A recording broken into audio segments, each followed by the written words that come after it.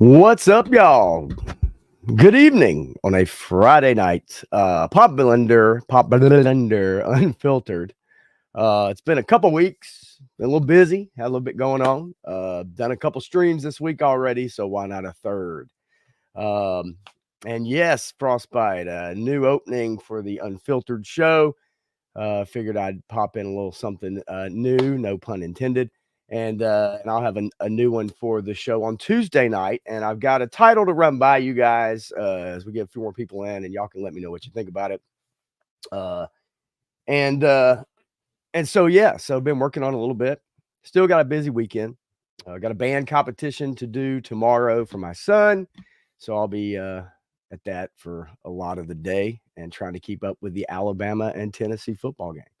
So it's Friday night, and I have a uh, little four roses, little four roses. Ah, you did miss it. Would you like to see it one more time? 3-star. I can play it if you like. It is a new intro. Worked it out. No big deal. Nothing fun. But I had fun kind of making up a new one. And so let me know if you want me to play it again or whatever I can. It's no big deal, really. But I thought I'd try to do something different. And Eric Thurman says, just play it. I'll tell you what, I'll wait a couple minutes for a few people to roll in here, and then I'll run it again. We'll run it back, as they say in professional sports. We're gonna run it back. Um, I do have a guest tonight. And every once in a while, I'm gonna start to kind of rotate and maybe bring somebody in, maybe 30 minutes into the show and have them on for a while and get their opinions on different topics. Nothing that I don't think anybody really has to know. Um, you don't have to be super educated, maybe, but I'll have the articles or the video or something like that pulled up, and you can maybe give your opinion. So if anybody's interested, let me know. And especially if you've been on live before or a stream or something, and you don't have to have your face on screen. But I have one tonight, somebody I have had before, and just wanted to have a little fun and cut up for a little bit and joke around. And I think I do a lot better when I do have another person to bounce off of. But you guys in the chat obviously definitely help with that too. And speaking of which, what is up, chat? We'll get into it.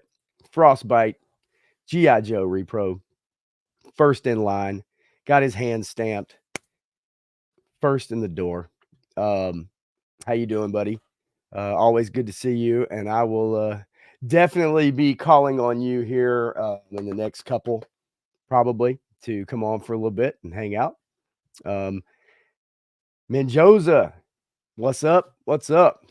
How you doing? 3-star draw.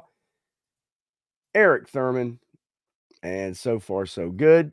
We got a few people lurking, few lurkers. That's all right. I'm good. I do that all the time. We all do it. But anyway, so let's see here. A little housekeeping, I guess. Yeah, new intro. Um, New intro for the show with Matthew, and want to give it a new name.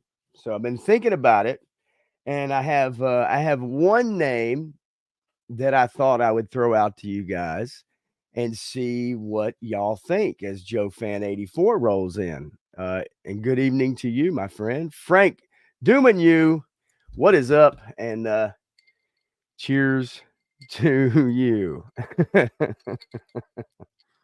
Mm-mm-mm. That's smooth, my friends. All right. So, and for YouTube, that's just lemonade.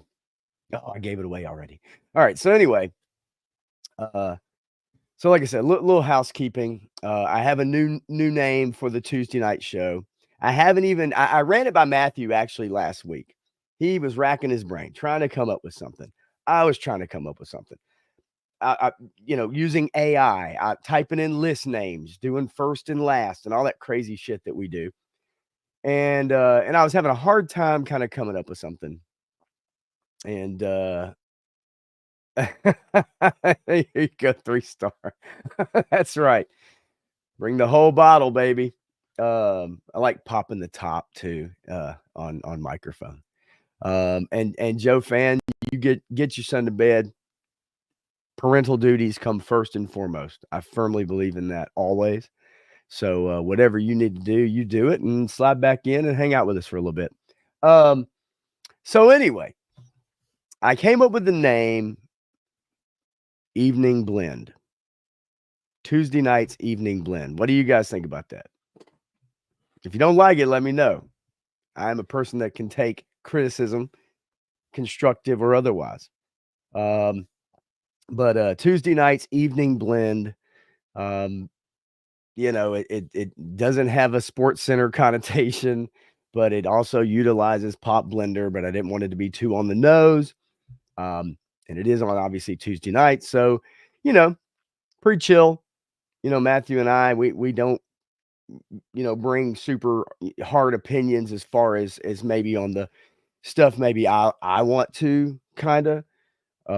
But that's something that he and I have kind of like uh doing to each other as far as talking and bringing up shows and stuff like that. We kind of keep it light, keep it fun, and he likes it like that, and I do too, and we do well with that together. So I don't know, Tuesday night's Evening Blend.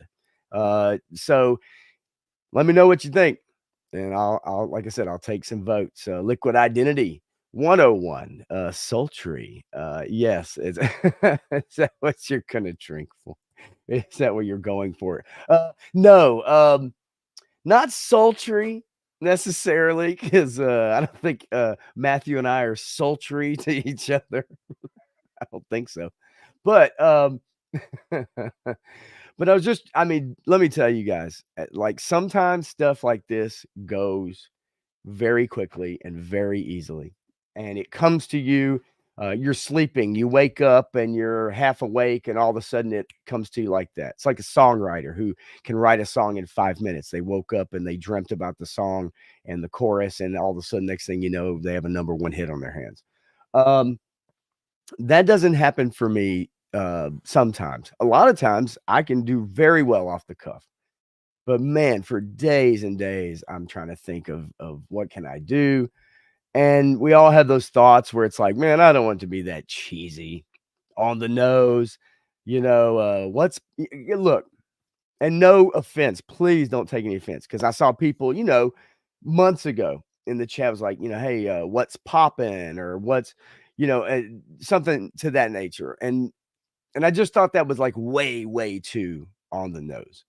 It is difficult to blend the names Pop Blender and Mamu Nestor's Action Figures blog. That's a little difficult.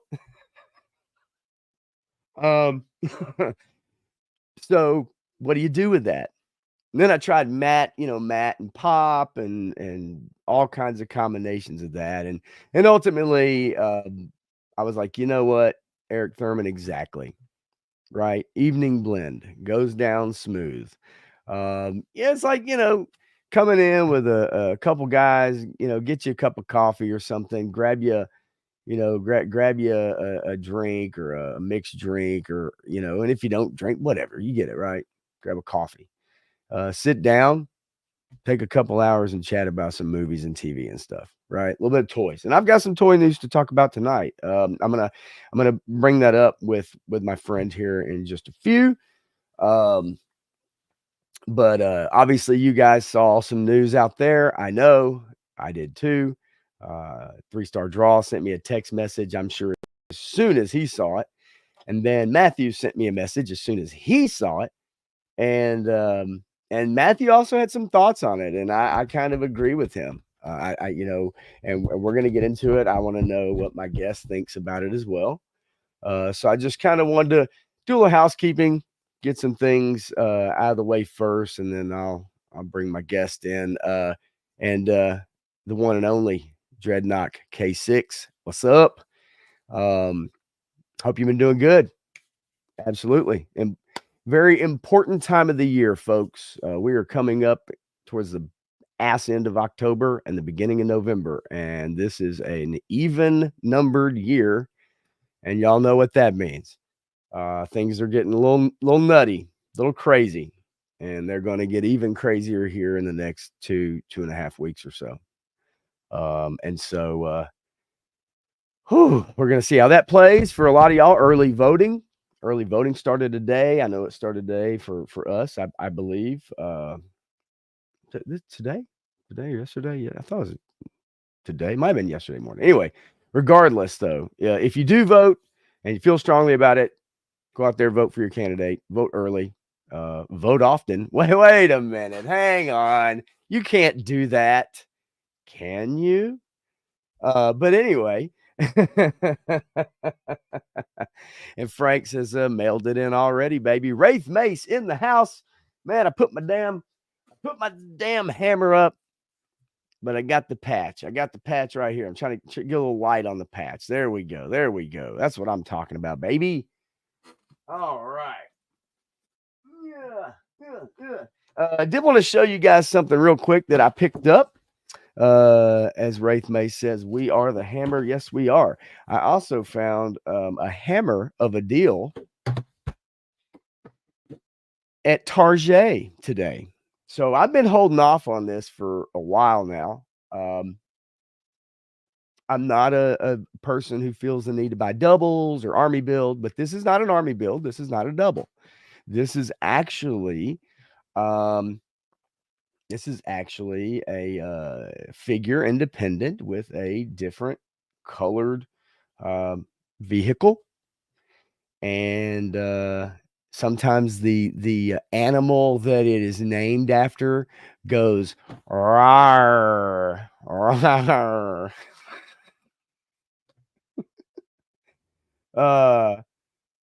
So I got this for $18 off at Target. Little tiger paw with wreckage. Again, I did not get a little light. It's a little low. I did not order this guy. I just didn't feel the need at the time. But for $18 off at Target, hey, why not? That's kind of how I felt. So I figured I'd snag this dude and check him out. It is a good looking figure, and I know a lot of you. I know a lot of y'all have him probably, and if you don't, maybe it's because I guess maybe it's hard to find. Y'all can let me know in the chat too, because that's from what I understand. He's been kind of hard to find. Is he sold out on Pulse? Is that kind of the case? He's kind of sold out on Pulse. I don't know, but let me know. Says 3-star draw says I got a deal on him. Dreadnought, I did not, because they only had one. They really did. And Liquid Identity 101 says scarcity doesn't make it more appealing to me. And I'm with you, actually, because that's something for me that doesn't make it more appealing to me either. It doesn't make me go, oh God, gotta have it. Right. It's like, if I like it, if it has a connection to me, then I'll get it. Especially on day one. Otherwise, if I don't get it on day one, then it's a figure that I don't feel too much for. I will tell you, they had Roadblock, the Tiger Force Roadblock and Tripwire there as well, but they were regular price, and I don't feel the need to get those guys. So and I know those won't be scarce, right? And so yeah, man, I don't know. I just pick him up. There he is. I can see him. I can see him in the green room. I can see him. All right. But anyway, so I picked that up today. Figured what the heck for that price. And real quick, I did want to address this Dreadnought K6. I've been okay watching our government okaying deadly force by our military against American citizens. World War III about to pop off. Other than that, I'm great. And there is some of that. I definitely feel you, brother. Trust me. Things are getting really wacky, and they may get even wackier here in the next few weeks. That's for sure. And thank you, Frank. Nice pickup for sure. super hard to find in Australia, and on a 5 boner scale, how attractive is he?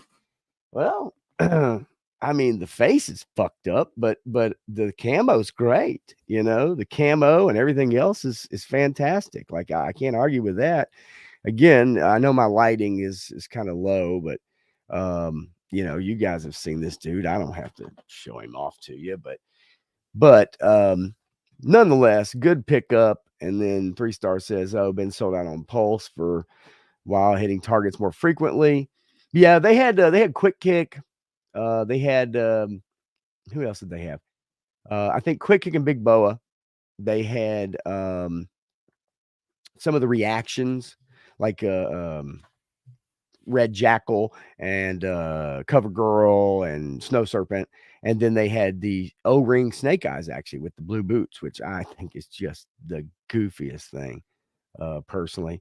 Frank says, Tiger Paw only showing up at Target shelf right now. Got my Masterverse Horde Trooper today, though. Well, hell and yeah. There he is on Matthew Matson. Says they've restocked the Tiger Paws. I've seen 3 in Targets. Got mine about a month ago. Every time I went, they just didn't have them. Like, they just didn't have them. And Liquid, I'm with you. Like, you know,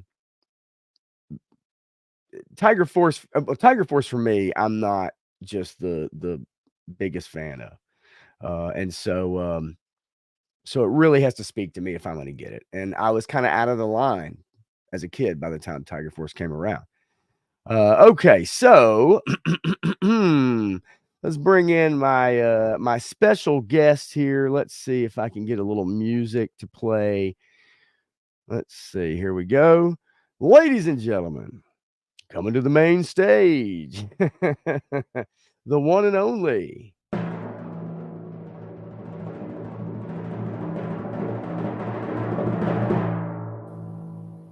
War Chest full of toys. What's up? What's going on, dude? Oh, not shit, man. Looking Saddling fly. up for tonight. Hell yeah, looking fly. Oh, look, I'm on repeat. You get the double timpani roll. How about that? The double roll. Nice. So look, you know what? We've been chatting, talking the last couple of days, you know, cutting up a little bit and just being goofy. And so I thought, you know what? I'm gonna see what you're doing on Friday night. See if you want to come by for a little bit and hang out and talk about a little bit. You had mentioned me earlier that you know, this show, I guess, for me is not about toys per se, right? And not a lot of it, but there are some things I do like to bring up. And so one of those is something that just pretty much kind of came out of left field today. So I'm gonna see if I can share some stuff that just kind of happened within the last few hours, I guess I should say. As long as I can get the page to cooperate with me. Might have a lot of activity. Looks like people are just going ape shit crazy here over all this stuff. But here we go. Here's the message I want to share. So let's do this. Let's get rid of that. Let's get rid of I'm all excited. I don't know what it is. I'm like, let's see. Well, first things first. First thing I started seeing popping up, and you guys obviously saw this too, due to unexpected shifts in production, many of our 2025 G.I. Joe product shipments will be delayed. We're working hard to minimize the delay, and we'll keep you updated. We appreciate the support of the G.I. Joe fan community. This was from New York Comic-Con today. They had the, I think the Hasbro thing at 5:15 Eastern, maybe something like that. I wasn't quite watching, I guess. Honestly, I had a lot to do today. And then I get a text message from my cousin, and 3 Star sends me this from New York Comic-Con. So I got another message from Matthew Matson, and I kind of agree with his take, and I wanted to get your take on this. All right. So, due to unexpected shifts in production, many of our GI Joe product shipments, especially the 2025, will be delayed. Matthew seems to think, and I agree with him, I think they're trying to ship all of their Star Wars stuff. They're obligated because the reason why it's unexpected shifts in production, the reason why this is because they need to, I think they need to get out all their contractual shit. And Yeah, they need to up the production, get that stuff out, and that's going to push back the non Disney stuff. mhm. And I really firmly believe because they have taken a bath on these Disney toys. Yeah. They just have. And so I was wondering what you thought about it because I'm Well, sure like myself, you see the Disney stuff, right? The Marvel, the yeah. Star Wars, whatever, at Ross and Ollie's all the time.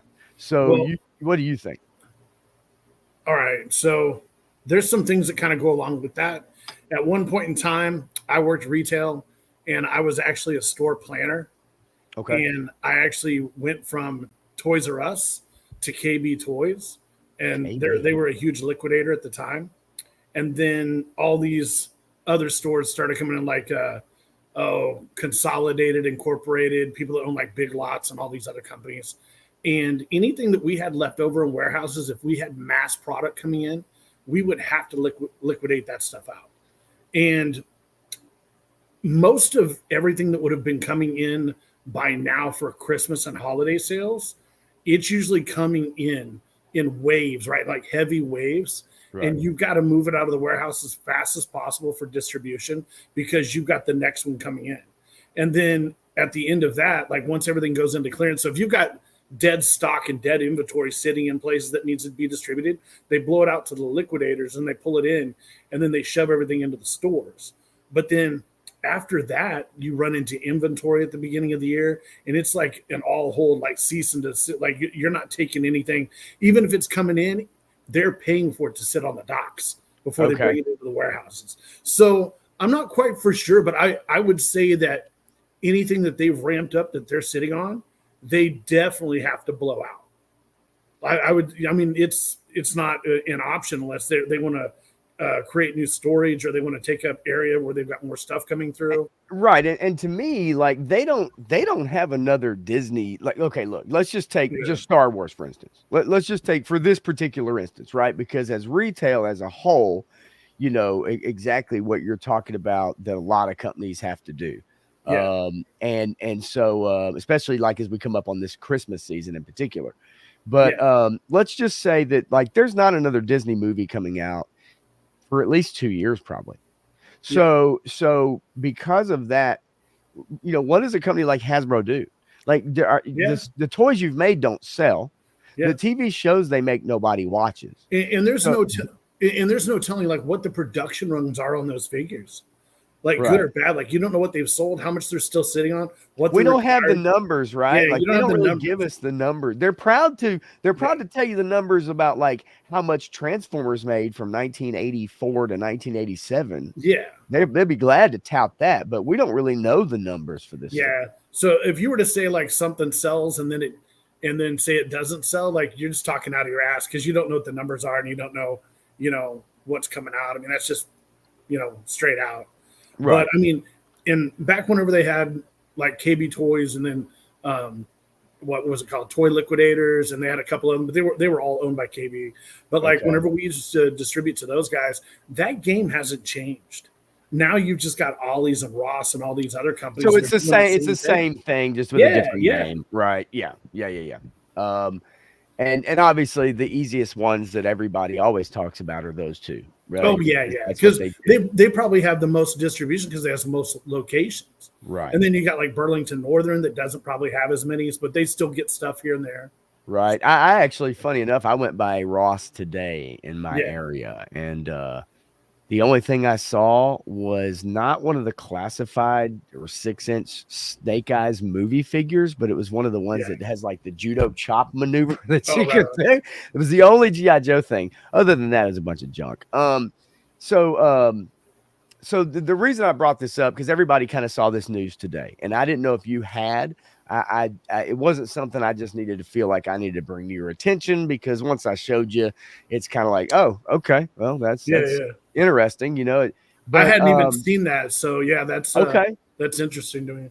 So yeah, and you see here it says on the side, looks like those October 2025 date for Saw Viper dial tone might that wave might be accurate. So Yeah, when we were looking, because we didn't really know this. So when we were looking, we saw that come up, and it's like, why the hell is this out for so long, right? This is yeah, a way long way. Well, that explains it, right? This gives us exactly what people were wondering about with those release dates and shipping dates. Now, says many of the 2025 products or whatever. It may not be all, but yeah. So that kind of got that rumor mill started.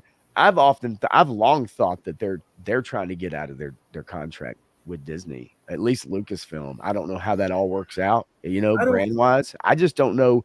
You, They've taken a bath on that stuff, dude, for so years now. surprisingly, like, and this is like when it comes down to retail toys and stuff, like the GI Joe classifieds and the Hasbro, like a lot of that stuff, they don't really make as much money on as you would think. That's why they're allocated such small spots in the store. But the higher margin items and whatever the brand itself pays for it to get that type of in cap placement or anything that's in the store, it's all bought and paid for. But like the stuff that they make the most money off of is like if you go into the kids aisle and you see like, let's say you were buying dolls for a girl and you see like Barbies on the shelf and you see the knockoff clothes, or you're in the Oh baby yeah, aisle and you see right, the baby bottles where the right, milk disappears when you turn them up, and the fake baby right. diapers, all that little shit, all that knockoff shit that isn't the name brand, that's what they make all the money on. It's high margin shit. And those things are cross merchandise and put right there. So you Well, buy the yeah, expensive yeah. doll and you buy all the little goodies. Yeah, the cross merchandising part of it. Yeah, Yeah. especially. Right. Yeah, no doubt. I Yeah. doubt that Fortnite boat would have sold as much if it wasn't for GI Joe classified collectors. Yeah. And, not and that, and not that again, that's mass cross merge, production. but I know exactly what you're talking about though when it And comes to the that. more units the stores buy, the cheaper it gets, the higher the profit margin for them to have it on the shelf. But even then, dead stock's dead stock. So liquidate it for what you've got in it and Right. get your capital back. Show a loss physically at the end of the year because you had to sell that. It's just a numbers game, man. It's all it Yeah. is. Well, we did get some other interesting uh pictures come out of that. I saved a few, I and guess I then didn't see all the GI Joe releases yet. yeah, and real quick, I'm gonna scroll down, just highlight a couple of these while I look for the folder that I've got these saved in. I Gotcha, gotcha. had to definitely do some shaking and moving on these. Let's see, where are you? Well, you know what? I'm just gonna have to pull them up. There it is. All right, looking good. So really quickly, and I do have actually, funny enough, I had a couple more pictures that I saved and emailed to myself, and I'll pull those up because I think it pretty much encompasses most everything that we kind of saw. But we did get this right here. It was a digital render. Um, Now, I did see this, and okay, I immediately, when I saw it, I was like, what the, what this? I was like, it looks like a fucking porta pot. it's a porta pill box is what It's they a porta. called these in World War II. It's a Cobra's got a shitter. porta pill box. I was like, what is this thing? He's got the Viper shield, right? Or the none of the Alley Viper shield. Got a hell of a machine gun. A couple ladders. Your foot. I don't know. I mean, look, it's another thing, right? It's another thing. You've got your sentry light or your spotlight up here, and figure comes with it. Price point, who knows? I'd say probably $54.99 if I had to guess. You guys in the chat, feel free to Probably. say what's in there. So you get the Viper with the bunker. I mean, now Okay. I did not see a ton of info on this, right? So as I'm scrolling and I'm just kind of seeing pictures and stuff like that, I'm saving them, but I didn't see a lot of info. I didn't see any video. Oh, You know, is this this the was a one they're calling the closed. trench viper? Is that what that's called? Okay, The trench you know, viper? maybe so. Okay. And again, anybody in the chat, feel free to correct me. Feel Yeah, free yeah. I to don't know. add I saw the name information. release. Yeah, man, add information. You know, Yeah, that's fine with me that because must even be though what I that is. love my GI Joe and I know a lot, I don't know it all, and I don't, especially the new stuff that's coming up. And I His, wanted to say hey to Todd C because he had actually came in earlier, and so I just want to recognize him as he slid in the chat, gotcha. man. But yeah, so real quick, let's get an idea what people are kind of thinking about this. Frank Dumanu says Cobra Porta Potty. Um, and he also says it's a pass for me. 3-star draw says I love the idea. Figure looks okay, but I really hope it looks better than the render. And this is a terrible photograph too, right? This Yeah, I'm is kind off of of a curious. screen. Is I'm that digital camera? assuming. Um, th- yeah, Hmm. it is. It is. It Is is. it? That looks Yeah, pretty cool. it is. Frank also says 100%. And I'm guessing off of the name of the Viper, Trench Viper. Trench viper. I saw That the name release. yeah. Let's see. Man, Joseph says they're hoping we'll army build and connect the pieces together, and you can have like it'd be like going to a concert where you have a row of porta Like a potties very. for To them be all honest, to I think it's choose pretty from. cool. Nah, I mean, look, you remember when we had the little checkpoint alpha and you had your little Yeah, yeah. pillbox that came I had the old. apart, Yeah, I had the and old bunker. I love that. yeah, so I like that. Liquid says it's fine, pre-order just to support. Yeah, I And think it's cool. I mean, I'll get yeah, one for sure. yeah, Trench Viper. There we go. So Liquid Trench says viper. Trench Viper 3-star says Sandy Viper. Sandy viper. Cobra Bunker is awesome. Stackable makes it even better. As far as Matthew's concerned, and so yeah. I hope they don't do this. That you remember those? What were they? Somebody in the chat, I can't remember. It was after my GI Joe, but they had the little box on the back that made noises. You Oh remember those? yeah, the voice that it would Like be Rumble like, Joe. Yo Joe Yeah, they should have or one that says like "shitters full, shitters full."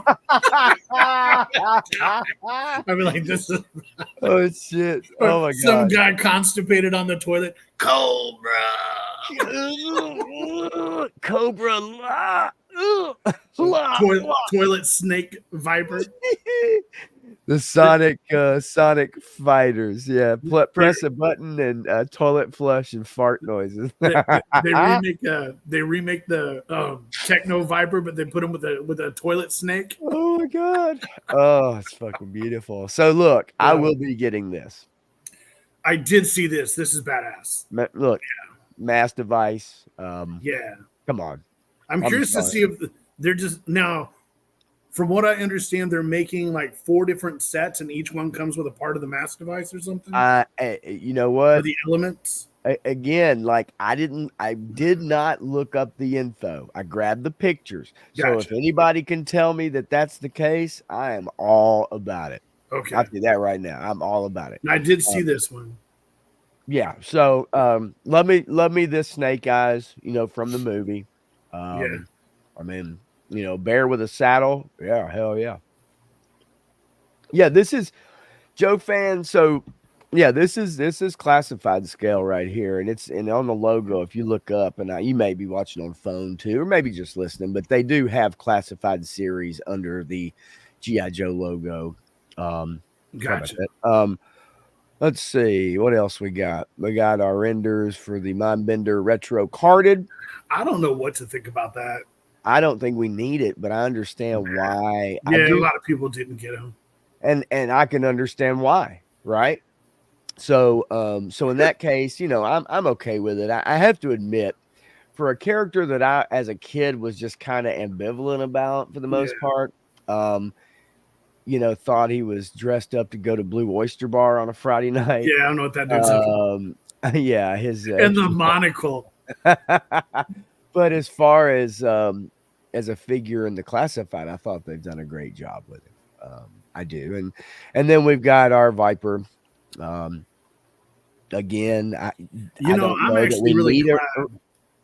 for the I'm glad retro. they put him out because I only got, I think, one of him.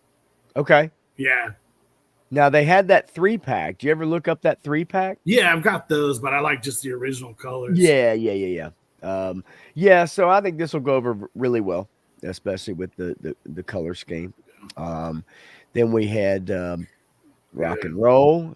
Been a Yeah, he long looks time since sick. I rock and rolled. I mean, whether you like the new version or this version, I think both of them are I thought fantastic. the new one was badass, and I love the Hmm. shaggier hair this one's got. Yeah, He looks yeah, rougher. I think he looks yeah, bomb, man. yeah. No, this is like your Vietnam era rock and Yeah, roll right I'm here, really right? stoked about that figure. Yeah, no, I'm down for this one too.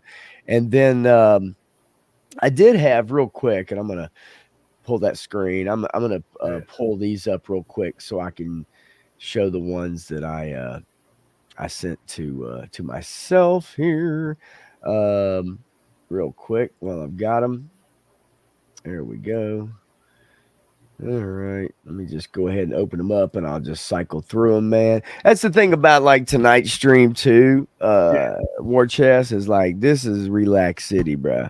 Like I don't have to fly through shit, right? I ain't on a 2 hour time frame. Gotcha. And so it's a Friday night, so sometimes it might take me a minute to bring something up, but we're gonna get it for you. Yeah, yeah.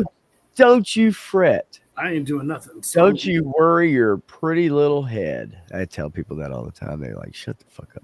All right. So who is this guy? You know him. You yeah, love it. Footloose. I I I got did see this and I cracked up because I think he looks like Pedro Pascal. oh God, I wish you hadn't said that shit. Son of a But bitch. did you not see that? Look at his face. I do now. I don't like that motherfucker. Well, Pedro Pascal's in everything, dude. He's Like, you he's can't make a movie now Hollywood's without him. he's Hollywood's new casting couch favorite. I don't know what the fuck's going on with that shit. Well, maybe I'll get to that one day. But he is a good actor. I'll give him that. He's a good Yeah, actor. he's a good actor. I don't like him though. So and look, Joe Fan says Joe Fan 84. Now I can't order it. I know you meant order. Or unsee it. Okay. But yeah, you're right. It does look like Pedro. Maybe they got a little inspiration. You know what I mean?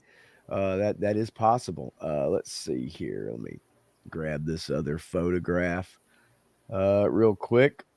I should have put him in a better place. That's for sure. Here's one of your favorites. And certainly one of mine. Ooh, and then I got your message. Yeah. About, yeah, in Instagram. Crystal ball. Whatever, Who knows? man. But they did some cool shit with Raptor, so maybe they'll I do something know. cool with him. They will. They better. Yeah. They better, or it's going to be one of the figures that they wish they'd have done something with. I don't know what this is here. Oh, that's a wheel, obviously, with like it's a tire. Is it a Thunder Machine? And that's a fender going up over it. I don't think so because that's a peg on it's the like top a roll cage and a machine gun. Yeah, so I thought maybe it's an All-Striker, or my buddy Cliff was telling me he thought maybe it was a Scorpion. And I was like, I hope they don't make anything from that. What those cosmic troopers they put out, whatever they were, the commandos. Frostbite says All-Striker. If it All-Striker. is, I'm all about it. It could also be a Dreadnought Trike. They might have just redesigned it a little bit. I would love for that too. I brought that up as one of a few about a month and a half ago with 3-Star on our Wednesday night stream. I brought up the vehicles we'd like to see, and I was like, hell yeah, give me that trike, dude. I'd be all about that. But yeah, the All-Striker, one of my favorite G.I. Joe vehicles as a kid because it had suspension, so to speak. Yeah. And so that was so real to me. Like, you know what I mean? And man, oh man, I loved it. I love that. And you're right, Dreadnought K6. Pedro Pascal is the perfect DEI hire. He is. He passes for white. He passes for Hispanic. He passes for, you name it, right? I mean, he really does. And that's very popular right now. And That's the kind of shit I'm gonna say on Friday night. So you don't like it. uh, but yeah, again, whatever, right? Like, I can have him if he's a good looking figure. I can do without him if he's not, and that's just the truth. And Yeah. then we got the photograph of our 60th anniversary firefighter. Is it 60? Because it says Legacy Collection. Well, What is that? so what I got, and Matthew, maybe correct me if I'm wrong. I can't remember. Matthew may not have texted that to me actually, but when I was looking on the threads, like the classified community thread on Yeah. Facebook, I could have swore, and even I think like Toy Kind of Mood, a couple other people were posting these on Yeah. YouTube and everything, and I thought so, but it says the Legacy Collection is the ongoing name for the 60th. So yes, so that's Oh, okay. 3-star draw, and Cool. so Now, yeah. now, although I think this is cool, it's not something I'll pick up. I mean, compared to the other ones, I think this is them kind of honoring the old GI Joe line, right? Is it? Does that make sense though? Yeah, Like, it does. it's they not just your action, or your military, but you've got maybe your police officer, or maybe or your standard like civilian type hero, so to speak. I could see that if they want to do that. Yeah. Let's see. I mean, I'm not. here. It just seems like it would have made more sense, like something like that, a non-specific character. Yeah, Not give him so much crap, and made him a little bit easier to troop build if you wanted to get like a crew of firefighters together. I guess that's true, because you're going to be paying for this one. Yeah, it just seems really expensive to try. Jaws of Life and I mean, I guess no more than the other ones, right? I mean, the other ones have a lot of it. It's all packaged the way they're packaged. I don't know. It's 3-star draw says the 60th is over in 2 months. They got to call it something else. So maybe that's the switch. Yeah, so Legacy's gonna put a date to it. And Joe fan, I get that, right? Like for your kid. Yeah, I get grab that could be fun, Yeah, especially. But so yeah, no big. Look, you'll be able to find this guy, right? You'll be able to find him. I don't think that's going to be an issue. I think there's some people who pay the price tag for the sledgehammer. I mean, seriously, like yeah, no doubt, dude. There's some customers. Now, I'm not even gonna joke. I already know Woody Triple Deuce is gonna have a whole squadron of fire. Oh, he's gonna have 24. That's how he does it, bro. You don't. Yeah, play. that is how Woody does it. That's right. Woody's gonna have a whole New York fire department. Shit, he's gonna have the 5 boroughs when he's finished. Are you kidding me? Jeez Louise. For real. That's pretty good. Yeah, I don't know. I mean, is this for me? Not really. Yeah. Will I pick it up? Very possibly. I mean, it would be kind of cool to put a couple of firefighters like with barbecue and flamethrower, like some of the that might be kind of cool. Yeah, sure. Yep. But anyway, so we saw that one as well, and wait for the price to drop. I'm with you there. I'm all about that if I see it.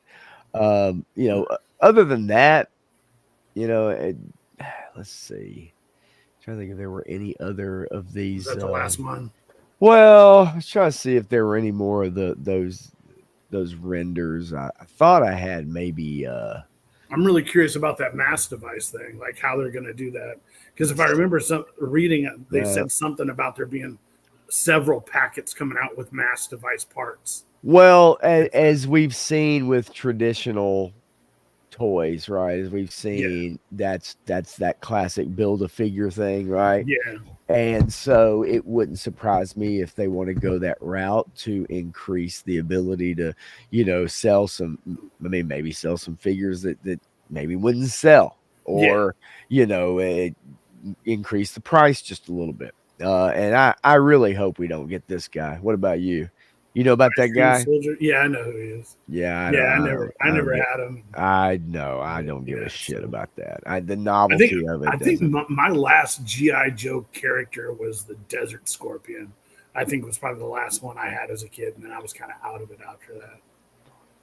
Yeah, I've talked about it many times, and for me, it's like I think about late 88, 89, early, somewhere in 89, I think. So when you're Tiger Force, like your sublines, Yeah, I don't think I had a single Tiger Force figure. If that tells you that that's about the yeah, I time never that I got in kind of any of that Sublime. started Was the dropping Tiger down. Force line, was that like a Sears thing, or was it something? Did Uh, it start off that way, or I don't know that it was exclusive. I don't think it was a Toys R Us. I remember it Might was have in been a the Toys Sears R Us catalog when I was a exclusive. kid. It was in Sears. Yeah, the Sears used to put out that big catalog. Oh, the Just had Sears the Wish toys in the book. back. Yeah, The yeah, Wish it was book. in Oh there. I remember yeah. the Tiger Oh, Force was in there, and the mm. Defiant, and I Yeah, remember oh that yeah. big old spread, and I was like, oh, right on. And then I was out of toys. So. You can actually go on eBay and you can buy those Wish books. Are you serious? I swear to God. So here's the thing. That's crazy. I looked it up one night because I was like, man, I'd really love to have one of those. And it's like, where would you even go to get one? And no kidding. And I will tell you, there are some years that are extremely more expensive than others. Yeah, There are certain years because the toys that came out, uh, that it just drives the price of those old books up, and it is insane how much people $150 for a Sears Wish book from 1985. Shit like that. I swear to God, it's nuts, dude. It's fucking nuts. just so hilarious when they're like here about 2 weeks, 3 weeks ago. There's a bunch of garage sales all over town, and my brother is like, "Oh man, I'm going garage selling today. You coming?" I'm like, "No." So he goes around. He's surprised. He shows up at my house. He's like, "Dude, check out what I got." I go, "What?" He's got this big like box, and it's got Nintendo Powers in it, and No like shit. it's like a whole box of Nintendo Powers. And he's like, "Bro," he goes, "I got all these for $15." And I was like, "Why did you buy those?" And he's like, "Bro, they got the maps in them and stuff." I go, Yes. and I die laughing. I'm like, I go, "There's this thing called the fucking internet." And he's just like, "Fuck you." He got all mad because he realized how dumb it was to buy that shit. And the thing of it is, I guess, I mean, if you really are into, because look, when I go to the comic shop, I see Rolling Stone magazines for sale for Yeah, like $25, $30. They're in a just wrap, just like a comic. It got a backboard on them and a bag. And I even thought about buying one the other day when I was there. I was like, fuck, man, this is from 1984. It had Huey Lewis on the front cover, and I was like, man, I bet some of this shit is. The Rolling Stone now is a piece of shit rag, but it used to be pretty good. yeah, And the music, obviously, and so I almost bought one, but the Nintendo Powers, man, it's got to be more of a nostalgia thing, right? I mean, they got the maps in them, but does he have a Nintendo? Does he play retro games on dude, a I regular don't know. He basis? just finds You reasons know, to spend money on dumb shit. That's how he is. yeah, He a would whole just box of he'll just buy Nintendo some Powers. stupid shit. Like he's that brother called, "Hey man, what are you doing right now?" I'm like, "Well, I'm working. What do you want?" He goes, "I'm at the mall. They're selling steaks, bro, out of trucks. Get up here." Oh He's shit, that guy. Like, he's hilarious. man!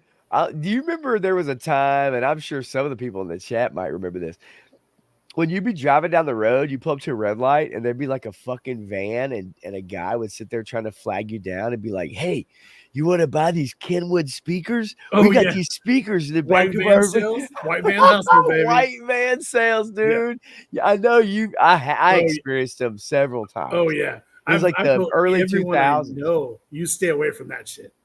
Yeah, You know what? I didn't one time. I didn't, I didn't. and because Uh, every once in a while I'm a sucker and for the ladies. But yeah, anyway, so this dude and this chick were driving in this white van. They pull up beside me in a street not far down the road, and they're like, "Hey, we've got some speakers, two tower speakers for sale." And at the time, like yeah, I had a little surround sound system that I bought that had the little, the little speakers with a, powered subwoofer and a front and right and center and back left and right. So anyway, And so we pulled over to parking lot, and they had these two tall black tower speakers, and I bought them motherfuckers for like $100. And when I and I had them for years, they sounded like shit. They didn't add, Oh, I don't dude. even know why I did it. I They, have they, no idea. they out here you don't see it. Like it's not like in a bigger city here. So like whenever you see it around here, it's very rare in the summertime, but you will. Yeah, And they'll roll up and go, "Hey man, we got like 6 units here to sell." The boss right. doesn't know they're on the truck, and it's just a straight white van hustle. But like if you were to buy any of those products and you got them home, there would be like concrete in the speakers or gravel Yes, and right, just straight hustle you, man. right. Like you don't even know, and it looks like brand new equipment. And I've seen several people get hustled, and like The hustle's real. I'll try and wear them out. Like if they hit me on the parking lot, I'll be like, "Oh man, show me what all you got." I'm gonna call my friends; they'll come down and buy too. I'll get them Yeah, all excited, get yeah. them wound up, and then call them out for fun. It's Well, entertaining. now that would actually be a blast if you did have some friends show up, and then all of a sudden, it's like, Oh you yeah, call their ass out, and then they're like, "Oh, oh," and they're like, "Give us all the motherfucking speakers, give those us everything in the van, motherfucker." yeah, dude. uh, I get some friends that would hustle down yeah, too. yeah, right.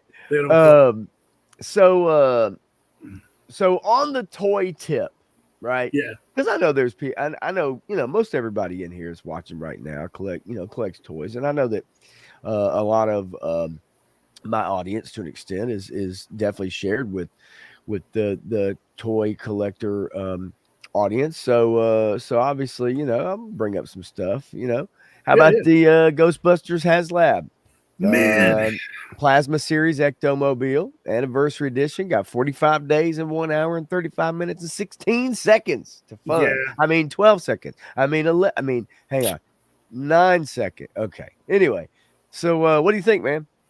What do you think? man. Uh, I want to say it's overpriced, but not that much. I mean, you're getting a hell of a deal there. Really, you're getting a lot of. I mean, the tooling on that, the electrical, the sounds, the LED. You're you're getting your bang. Plus all the figures, the backpacks. I don't like the way they're tiering the Rick Moranis figure. Uh-huh. Like they want you to back it. What is it, 48 hours or whatever? Yeah, Fully back it's it to get the Rick the Moranis early figure. bird. I thought I was it 48 hours? I thought it was maybe a little Is it? longer than that. I just, Hang I on. just watched the I'm video thing on it before. Like I'm I gonna bought I'm the gonna scroll back up, but real quick. I want to try to get to the part. 2 weeks to Tully. So 2 weeks, 2 not weeks. 48 hours. You get 2 weeks. Well, that's not bad. 2 weeks. No, that's not Um, bad. if for it to be in 6 inch figure form and Mhm. everything's just kind of 6 inch anymore, and to have pretty much everything you want other than the ghosts, man, that's a deal. Like, I mean, if you're a Ghostbusters collector, Yeah. that's badass, man. It's cool. I just, towards the end of the year, you get hit in July, and then you get hit again. Like what this month? I mean, my card just got hit yesterday between Monster Force and everything else I got coming, and then Yeah. I bought the Faker from Mondo, and I'll end up buying this, and then like, dude, man, like, you know, they beat you to death with it sometimes, and I understand like there's so many new companies coming out. Like you got Joy Toy, you got Fresh Monkey Fiction, there's so many, and Right. everybody's after your dollar.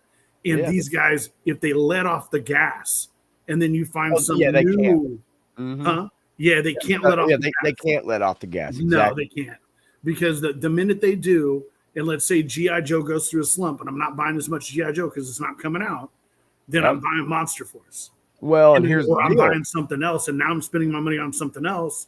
And what happens to you as a collector if you get into multiple lines and then you get that fear of missing out and you want to try and buy them all, and Right. you just you have to draw a line somewhere and just focus on what it is you want, or just pick and choose the ones you like. It's every collector's a little different, but it Yeah, just kind of seems like people's credit cards are getting hammered, bro. and So you're absolutely correct. And also, I mean, as we get, we're getting on the ass end of the year, man, when yeah, like it's it's tighten up time, right? Christmas is, I mean, and so what I do find interesting though is the difference the between, I mean, what you get for 325 and what you get for 400. Yeah. See how they creeped it up there for just a little bit more. But why would you even bother getting the other one? No, You because know? no, you Yeah. might as well, because Yeah. look as I scroll down Yeah. this, just look at all, look, Yeah. this is where this stops right here. Yeah. And then look, this just keeps on Oh yeah. going, keeps on going, Yeah. keeps on going. I mean, to me, you would be a fool not to order the Yeah. $400 one. And if anybody in And the chat disagrees with me and says, "Hey, you know what? I'll be glad to have the cheaper one, and yeah. I'll just get my own figures and whatever." Yeah. I I whittle understand mine that. own out of wood. Like I don't know. Yeah, But no, like for real, like when I look at that and I look at the price between the two, I kind of go, that's kind of asshole to price the regular Echo as high as they did. yes, And it's they're basically forcing the upsale, which is I yeah. get No, they're they're 100%. in the business to make money, man. And I mean, as you see Yeah. the person holding, the difference between the two is, Ecto one is 9.9 inches I actually tall. I don't Next one think that obviously higher. silhouette. I don't think the silhouettes for scale. I think that's the guy who priced them, and he's ashamed to show his face. That is a great point. That son of a bitch doesn't want to be shown. They probably they took his they took He's him like, oh no a no no no, photograph of him. Hold it. keep me out the frame. um Uh, yeah, I mean a little bit higher with I mean, whatever. Who cares about that? yeah, nobody. Mm, No, they shouldn't even try to sell the other ones. Just don't. no, Ain't but nobody yeah, gonna I buy. mean included in deluxe model only, and then they just lay it out Let's for go. you. Mondo just did the same thing when they did that scare glow, and then the scare glow with the horse. They're like, you can buy it without the horse, or you can buy it with the horse in the deluxe pack and save a little bit of money. And like Right. they sold out of the scare glow immediately, and it was like, nope, all we got left is the horse and the. You got to buy the big one now. Like just to be immediately like, nope, we're out, force the sale. I mean, I do like that. I mean, look, you get the light up sign on the side, Yeah, no, right? it's cool, I man. mean, you Yeah, got plenty of storage in the back of the hearse, yeah, and again for photography and all that, yeah. man. I mean, your I light. would be lying if I said that I didn't already buy it. Um, I believe that. Yeah, I already I put it in the believe. cart, and I was like, I'm getting that. When Yeah. am I ever going to get a 112 scale Echo? Like, come on. Oh, right. In a Rick Moranis figure, come on. Right. Like, And look, you got your librarian figure. yeah, You yeah, get your and those are really Slimer cool. The ghosts too. are really cool. Yeah. Hopefully, As they you put out some more ghosts. That'll be badass. Yeah. Let's see what And I'm sorry let's if they see can what put out a 22-inch Sentinel. I better see my state puff. They need to bring. man, I heard You that, know, dude. That they would be need to do that. awesome. 3-star says now you're talking fucker rattler in them patches. Yeah, no shit. Joe Fan says I looks almost find good. it disrespectful if they don't throw in a Ghostbusters and a Ghostbusters 2 patch. Like at this point, it's like At this point, it's the least they can do. no doubt. Mendoza says, "Do we get Vigo the Conqueror for if it funds in 3 weeks? That'd be fantastic. I mean, if you're doing That would be if cool. you're doing 1 and 2, Yeah, then yes, I know Lewis wasn't a part of them until the second movie, but yeah, yeah, I'm with that'd you. be badass. Todd C says this might mean we'll get 2 options for the next Joe one. I don't think so. Nah. I think this is a one-off thing right Yeah, here. they're Dreadnought testing the K6. waters. Yeah, they're testing the waters, but I'm not sure we'll still get that. Dreadnought K6, the best part of Ghostbusters, in my opinion, is Bill Murray, and I only want his fig. Well, I understand that. And a lot of people feel the same way. Welcome, Clint Jorgensen, stopping in to the stream. The only break we toy collectors get is the 2 weeks after Christmas. Rest of the year, your head is on a swivel. That's for sure. And really, truthfully, ever since the classified line became really popular and consistent, is when you really, to me, started to have your head on a swivel. I mean, I don't know, before then, not sure. 3 stars completely right. It does look better than this. Yeah, this looks better than the Hiss. Yeah. I'm with you there. The detail. As much as I love the Hiss, Todd C buying the cheaper ones like buying a figure without the accessories. Yeah, I agree. And you're right. Look, it does look better than the Hiss, but I think part of that is a little bit of a it's a little trickery because here's the deal. You think about the Hiss, if they're saying, "Hey, we're gonna make one off the original, we're gonna put some lights on it and whatever." I mean, it's a black tank. Yeah. This is white, red, yellow, tail. It's a, you know what I mean? Like there's character to this thing. It's a real world car that existed years ago. It's a, and so then you add a lot of these accessories onto it. Yeah, I'd say it looks better than the Hiss, but that's for obvious reasons. Does that make sense? I mean, it makes sense to you, motherfucker. Yeah. Well, naturally it looks better than the Hiss. It doesn't mean that I don't think like the Hiss tank is not awesome in its own right. It's just I think it's compared to apples and oranges. If that's what I'm saying, like apples and oranges. Yeah, right? It is. I mean, all the colors, the vibrant colors on this, all the clear windows, cool. Then are there more 6-inch plasma figures? I hope so. Coming through? Yeah, I mean that obviously it would seem to be that that's something they would need to focus on, right? Yeah, if you're absolutely. Put this out, then that sounds like that would be something you need to do. What's the next lab? A firehouse? I mean, come on. Yeah, right. Well, they did the cantina. So, wait, let's see. I have far more connection to this thing rather than a Hiss. Who's this guy? Frostbite. I don't know who that is. You know Frostbite. Jesus Christ. Just fuck with him. Who's that? Who's that? Oh my God. I'm like sitting there going, what the fuck? I swear to God, I think you've seen him. What the hell's wrong with this dude? Oh God. All right. So nonetheless, I'm sure I knew everybody knew about those. And toy wise, man, like that to me is as far as I'm concerned, for me, is the action. I know there is more stuff coming out. I know we have Master Force. I know we have, but that's not really what I pay attention to. No. Did you see the what else did they have that I saw this week? The Scooby-Doo figures. Yeah, Scooby-Doo figures. That looks wild. Yeah, it looked pretty good. I like the one. There was a oh hell, what was he?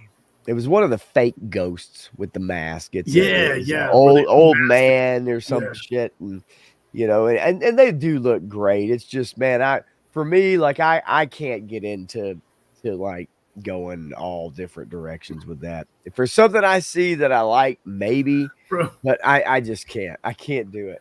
Oh yeah, no, it's nuts because I get in my head. I'm like, man, if they're gonna do them retro like that, I gotta have the Harlem Globetrotters. I want it all, You want Batman and Robin? Yeah. And I mean, you've seen the toy room, like it's crazy. I'm like, I don't need to be adding no more shit. It's out of control. No, dude.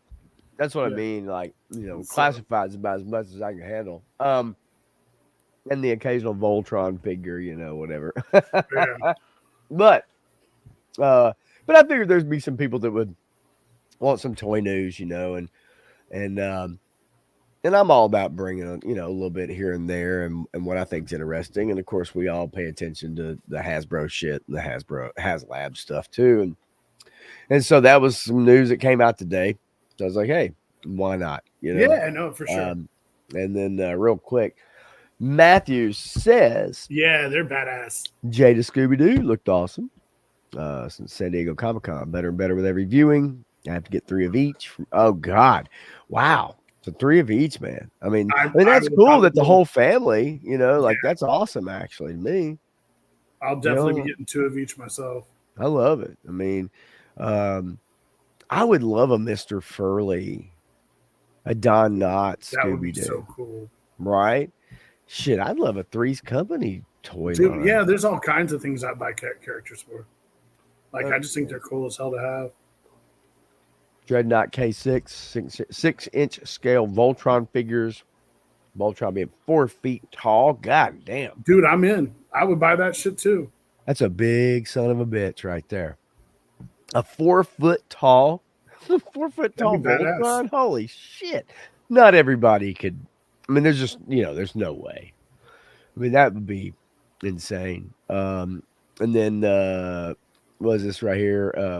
3-star draw. I'd probably sell Joe's for good Threes Company figures. Yeah, Oh, yeah. I would. I would love some Threes Company figures, actually, man. I sure as hell would.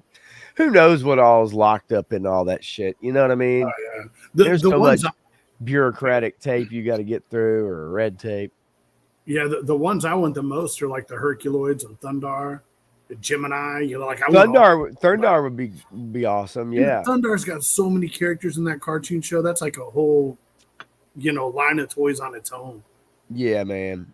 And the Herculoids, I've got the ones they put out that form the Herculoids logo. I've got those. Yeah. But Nice. any of that stuff from Hanna-Barbera, and even I've got a bunch of old Space Ghost stuff, but like I wish they put some new stuff. And if you haven't read the Space Ghost comic book, it's actually really good. I don't know how Dynamite continues to get really cool properties, but they do. The only drawback is they've got 1 million commercials in their comic books. Like it's advertisements are thick in those damn things. That's a bitch. That Space Ghost comic book's pretty cool. I do hate that though, man. When you've got like so many fucking ads in a book. Yeah. It is something I've somewhat appreciated about the new G.I. Joe books and the Transformer books that have been out. The Energon, I mean, I've enjoyed those. Yeah, and don't have a ton of ads. They've got some. Now they aren't very thick, but at least they don't have a shit ton of ads in them, and I appreciate that. I just like a few more pages. Destro came out today. Yeah, so check this out. Hang on. I'm going to have to take my headphones off real quick. Yeah. All right. I showed these off. I showed these off yesterday, man, but I'll show them off tonight. Because I really like these, man. This was the Star Wars Marvel 50. Go full screen. Okay. I will. All right, here we go. Let's see. Booyah. All right. It's a Marvel 50. This is a Darth Vader cover, nice. And it's a story from his perspective. And then it's a story from Luke's perspective. And you can see how these covers, now they had variant covers, but I wanted these because they match up, right? Yeah. As you can see. And the artwork is pretty sweet. I have not been into the recent Star Wars comics when Disney took over. There's a couple of them I have that are like kind of a little graphic novel, you know what I mean?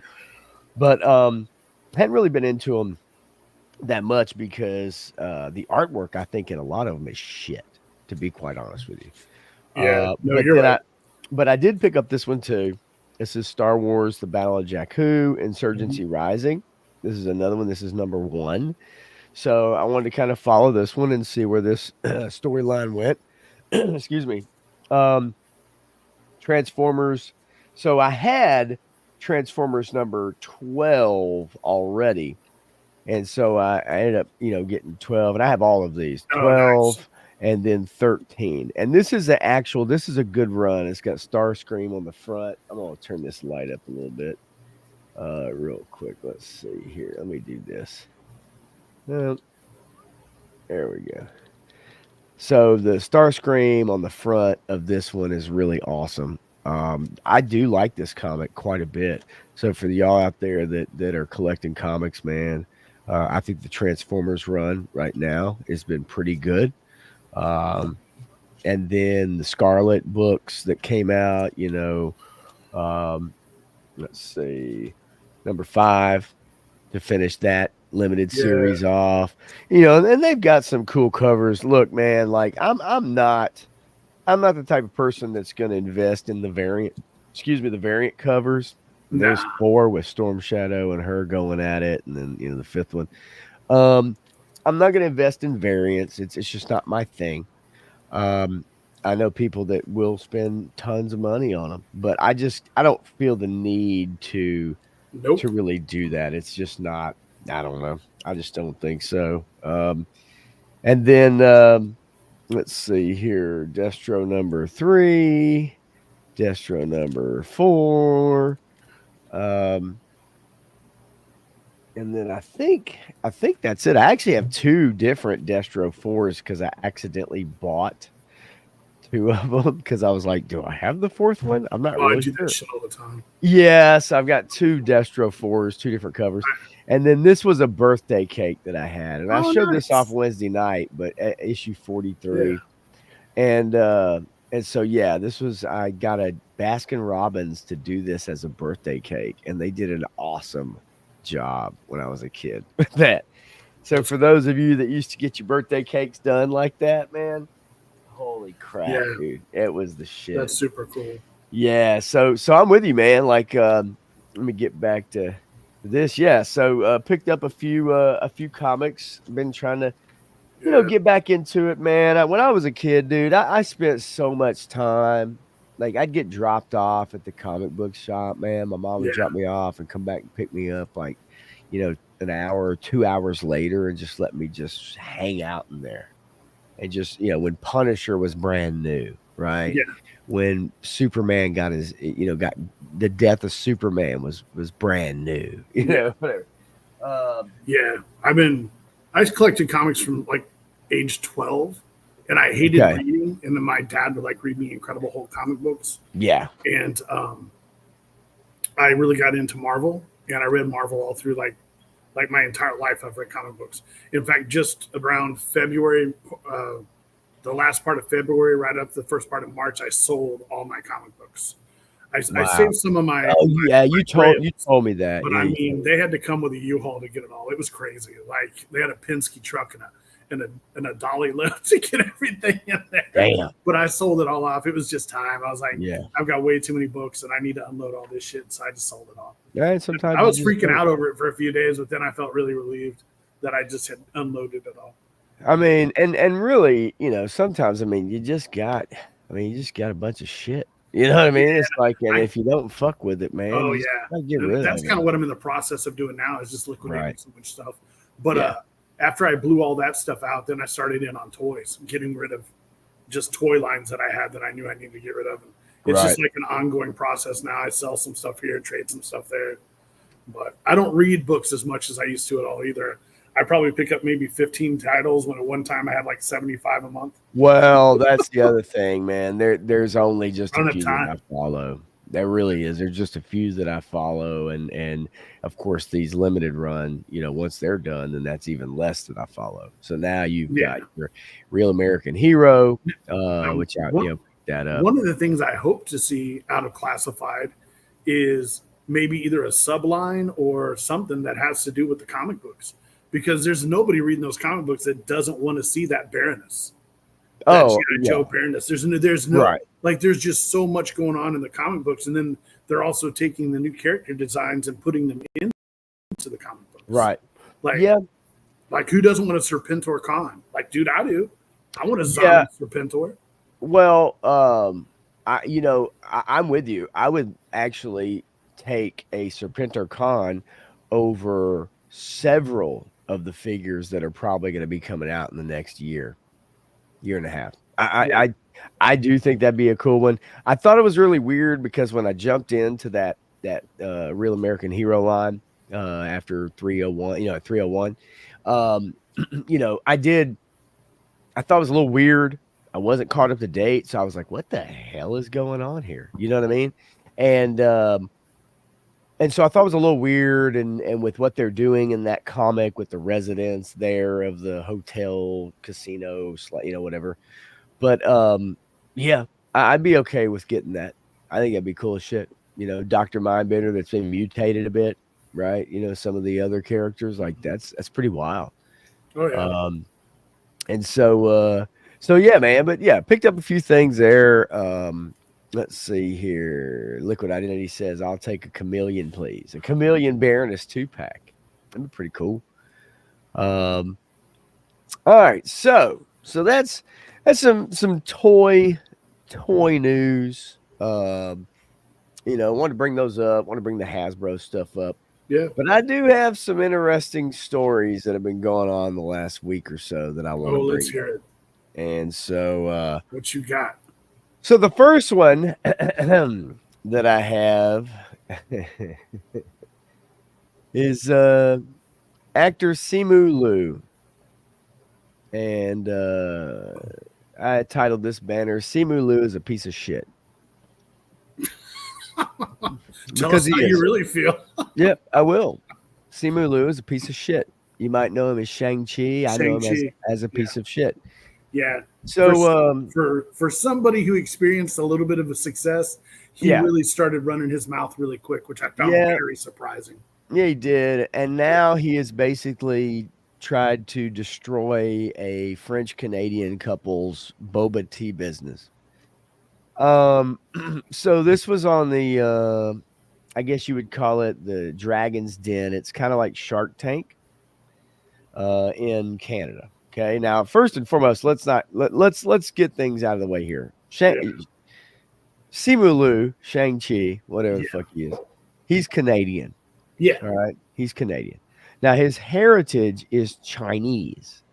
And that's important to know um, when we get into this because there's a couple things that I'm going to share um, as we get into this. So, Dragon's Den, Canadian show, just like Shark Tank. People come on, they have a product, they ask for investment, we'll give you a percentage of our company. And so, two white French Canadians have started a boba tea. Boba tea is very, very it's blown up now. Whether it's a fad that's going to die quickly, whatever. But this couple went on this show and they have successfully grown this business. They started out with like 2 million in sales, and then they got to like 8 million, then 10 million, 12 million. They made 600,000 in profit. They've grown it for like 3 years straight. And so they're looking at someone to invest $1 million, I believe it was, so that they can purchase licensing fees in the United States, so they could get their stuff stocked in like Walmart, Target, whatever. They have it stocked in Costco's, but they're looking for someone to invest in the 18%. They'll trade 18% of their company for this investment. So, and I'm going to show you the video too. So, anyway, so Simu Liu is kind of the guest shark on this show. And so they come out and they say, "Hey, look, we have this boba tea. It's refreshing. It's been selling really well. It's blowing up all over the world, and we're the leading person in the market for boba tea, and it's a bubble tea kind of thing. It's like carbonated or something like that. And they also have packets that they can throw into slushies and shit. So it's actually been very successful. Great business model. Yeah. Yeah. And so this couple comes out, they throw their pitch, and the first thing that Simu Liu starts in on is that they are culturally appropriating Asian culture, because his whole deal about coming on to the Dragon's Den or Shark Tank, Canadian Shark Tank, is to uplift minority businesses. Now, these are not minority people. But they have an idea that has exploded. They're making great money. They have a great business. They also have partners in Taiwan. The product is made in Taiwan. They have partners in Taiwan that they have flown and met with. They talk about the recipes. They talk about, like, culturally, what goes in it. How do we stay true to what boba tea is? But obviously, Simu Liu's heritage is Chinese. Yeah. So, Yeah. No, I'm sitting here. I'm already putting it in my head. I'm like, all right. this guy.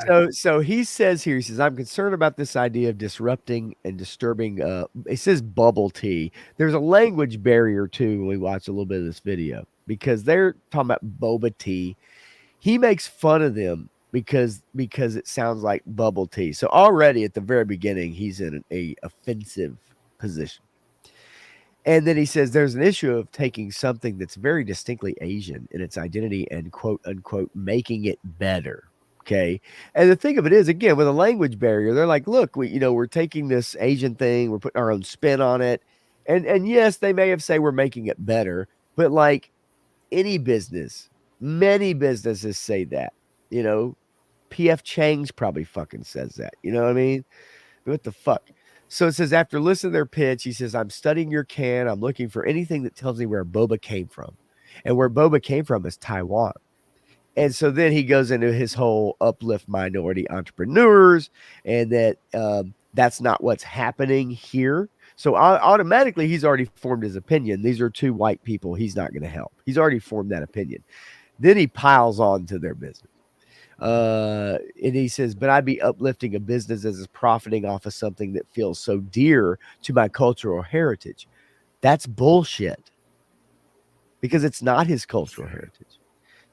At the very least, when he found out about the people about the Taiwanese part of it and the fact that these people are sending money into Taiwan to do their business. And we know how Chinese feel about Taiwanese people, right?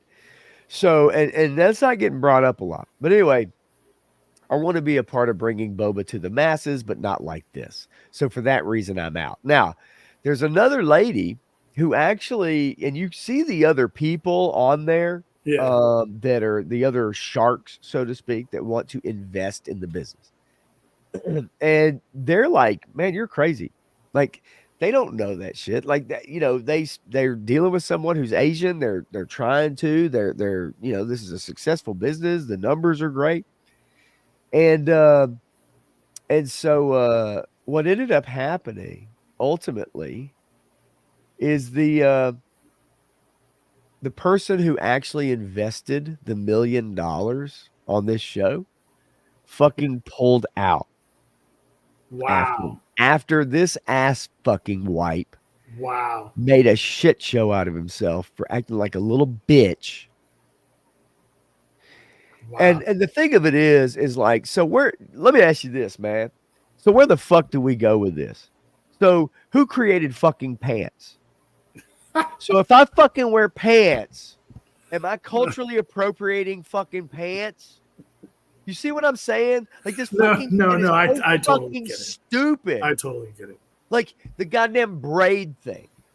Goddamn, if you fucking wear braids, you're appropriating fucking African. Oh, I know, dude. I know. What the fuck? It's kind of like how far back do you go? We're gonna have to shut down all the barbecue restaurants in Texas. They're out. They're gone. The fuck, get the fuck out of here. Yeah. You know, whoever fucking created the fucking Mexican baja, you can't wear a fucking baja. You know what I mean? This shit is fucking stupid, man. And this asshole went out of his way on a fucking TV show to fucking ruin these people's business. Yeah. And it's bullshit. Yeah, it is. And he's a piece of shit. Yeah. You know, and here's the deal, man. Like, look at this shit, man. Like, this is his quote. This is this bullshit ass fucking quote right here, where and I'm gonna read this shit. He posts about it afterwards, and he's like, "Look, you know, I want to hit on this important discussion about cultural appropriation, how something is exploitative rather than paying homage. I'm gonna show you parts of this video, and you tell me if these people are fucking being exploitative. Now." Are they business people? Maybe so. Yeah. But look at every fucking company out there. You know what I'm saying? Like, look at all your products out there and tell me Pepsi Cola, Coca-Cola, what the fuck ever. So these people make something neat. They fucking, you know, bring it to the masses, are being successful. And this piece of shit basically ruins that. Yeah. In one fell swoop. So then he says, let's see here. I've experienced a massive wave of positivity and support from every community. Well, that's a goddamn lie. Yeah. And I just think that's really incredible. On the flip side, I've been made aware that the business owners have received a lot of death threats and harassment. Yeah, I bet they fucking did because of your fucking stupid ass. And otherwise just kind of dogpiling and bullying. I want to say full stop. It's never okay to make threats, and it's never okay to bully and harass online. Thank you, Simu. You're such a fucking nice guy. You piece of But it's absolutely okay for you to completely fuck somebody's life up. exactly. Yeah. And so then he goes on to say, well, it's not that business owners don't deserve valid criticism. Well, then you should have said that. Like you should say this is valid criticism. But hey, good idea. Take a look into whatever. But like, and again, in the video, man, like the way he is, and again, I've got to say it, I'll show you a little bit of it. You can just see his tone. You can see how he is immediately, right away. And then he says, and I don't believe you should not be vocal about your disagreement, but I think we can all agree common sense. There's a line you shouldn't cross. Let's disagree with each other. So he's talking about like the death threats and this, but let's critique this idea of cultural appropriation. Let's talk about it. But what we're not going to do is threaten people. So obviously he has to come out after he's already basically fucked these people's business. And then come out and go, well, I didn't mean to fuck these people's business. That's basically what this is. It's the fake apology. Yeah. But regardless of any of this, this isn't a live recorded show. This is taped and put together. And so the producers and the company that broadcasts or owns that show is just as liable as he is. They could have cut that. 100%. They could have ended it before it ever hit the air. Yes, 100%. So I'm gonna play you just a little bit of this bullshit. All right, and I'm gonna turn this shit up.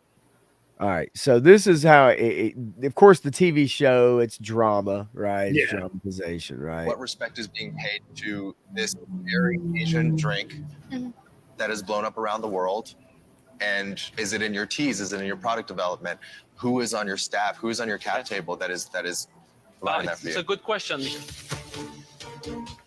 Hello, Dragon. Whoa. My name is Jessica. And my name is Sebastian. We are here today from Quebec City, seeking $1 million in exchange of 18%. Now you can already hear the English issues, right? Yeah. Okay. And so here, and I think that gets lost in translation a little bit, right? Some things. Of our business, Boba. Dragon, you have probably heard about bubble tea. Okay, so they captions even say bubble tea. And he starts going, what is bubble tea? What is bubble tea? What is bubble tea? Fuck this motherfucker. No, it's boba tea. But of course the language translation, right? Now, what if somebody made fun of him for going, single. You know what I'm saying? It's the same shit. Like this motherfucker is doing exactly what he wouldn't want somebody doing to an Asian person, right? Absolutely. Okay. What is bubble tea? I've never heard of this thing. You've never heard of bubble tea. Just the simple fact that, I mean, obviously you can tell that one guy's got some mental issues by the way he's dressed. But yes, I'm joking. That dude's just, maybe he's a huge Prince fan. Prince, I don't know. No, but for real, no, there's nothing wrong with those people and them having a business is a business. People that go on about that kind of appropriation, selling, boba tea, barbecue, any of that kind of stuff, man, business is business. It's not like half of the places in Asia don't sell American stuff. It's not like, I mean, I don't know if you've ever been over to China or Japan. They got stuff that's American over there that's selling all the time. It's not a big deal. This guy made a big deal out of it, and his producers backed it and put it right on TV, man. Well, that's my thing because the way they edit it is the thing that for me I just find, they absolutely added to this. Now, I will say this. They actually show the other people arguing with Simu Liu, okay? And in that, like, I appreciate the fact that they show the other people on this also panel. An issue of cultural appropriation. That's good. There's an issue of taking something that's very distinctly Asian in its identity and quote unquote making it better, which I have an issue with. But I want to hear the pitch. Now, the whole quote unquote making it better thing, how many times have we heard that? It's not like they're these Asian fuckers are stupid. That's not what's happening here. It's a pitch. We're adding to it. We're changing it up. We're mixing it up. We're adding flavors. We're doing something different, right? Before I formulate an opinion. And boy, that's kind of like one way to Chipotle start. said they never do queso. Right. Heavy there. And you hear the But other okay. people, they're like, But wow, okay, it's starting a not little heavy a there. technical product anymore. Not with the pulping Look at bobas. that dude's So shirt. we took the I know, version, it's the fun. I Asian want to version, party with that we guy. made it with Okay, number one, I'm going to tell you right now, he didn't dress himself. You know that, right? Man, I don't know. These clothes were He- available on. he looks these like were he in might have the worn that green in, man. room. No, this was in the green room. This was a wardrobe, and somebody dressed this motherfucker. They do it on Dr. Phil. They do it on fucking Judge That's Judy. sad. They do it. This somebody dressed this motherfucker this way. I promise you that. This motherfucker did not show up to work today with this goddamn leopard print collar and his We al- purple fucking shit. We already I know promise. Simlu's gonna roast him. Let's dress him up. God damn. I mean, listen, if this Asian motherfucker wants to roast him about what he's wearing. You know what I'm saying? Don't roast him about the his fruit teeth. with juice. The popping boba is new. I can't say I've had that. It definitely is an experience when you're having it. And do you manufacture this yourself? They show these No, bitches so we still have do that. It's three so funny. partners, but they are exclusive partners. So Exclusive they partners. Only make my bubble tea, They're in Where? Taiwan. in Quebec. They have the slushy people in Quebec. They have the people who make the drink, like the recipe in What in made you guys get Taiwan. into And then you hear him. He says we have exclusive partners who make the slushy part in Quebec, and he goes, it's like, God damn, bitch! Like you sound All these like a judgmental assholes. fucking asshole, and so nonetheless, I mean, the whole thing is that, I mean, listen to these numbers. Like, you'll understand this. Yeah. The first year they With did a 2.2 profit of million with profit of 300,000. And this year, we just end the year in 2 February. years in. We did $4.6 million with a profit of $600,000. Wow. And we are on our way to do 7 million this year. Wow. And we expect What? to do 14 the next year. That's impressive. What? Like, Thank you. the numbers never lie. And they want 1 million for 15%. They want 1 million for 18%, so For they can pay for 18%. listing fees in the United States. It's 7. Yeah, that's That's it. I mean, but they're planning on making in like year 4 or 5, you know, like quite a bit. yeah, no, that's crazy numbers. Yeah. And so, like, this is a company that's, you know, on its way, Yeah, it's on its way. doing good. And Albertsons is asking for $600K for Oh, yeah. 2,000 stores, and so they need, you know, $1 million to do that and another store, right? But they're in Costco's and stuff Yeah. like this. They just lost at Costco, and then and then you know, let's just see. And I don't really want to watch the whole thing. I've watched it. It's just you Yeah. can see the disdain and Yeah, that right guy's just an away. asshole. But Yeah. you know, that guy started in even right after he got done with that Shang-Chi movie. He was running his mouth about all Yep, kinds of that's things. right. Yes, 100%. Dude, you're nobody still. Don't do that. Yep, 100%.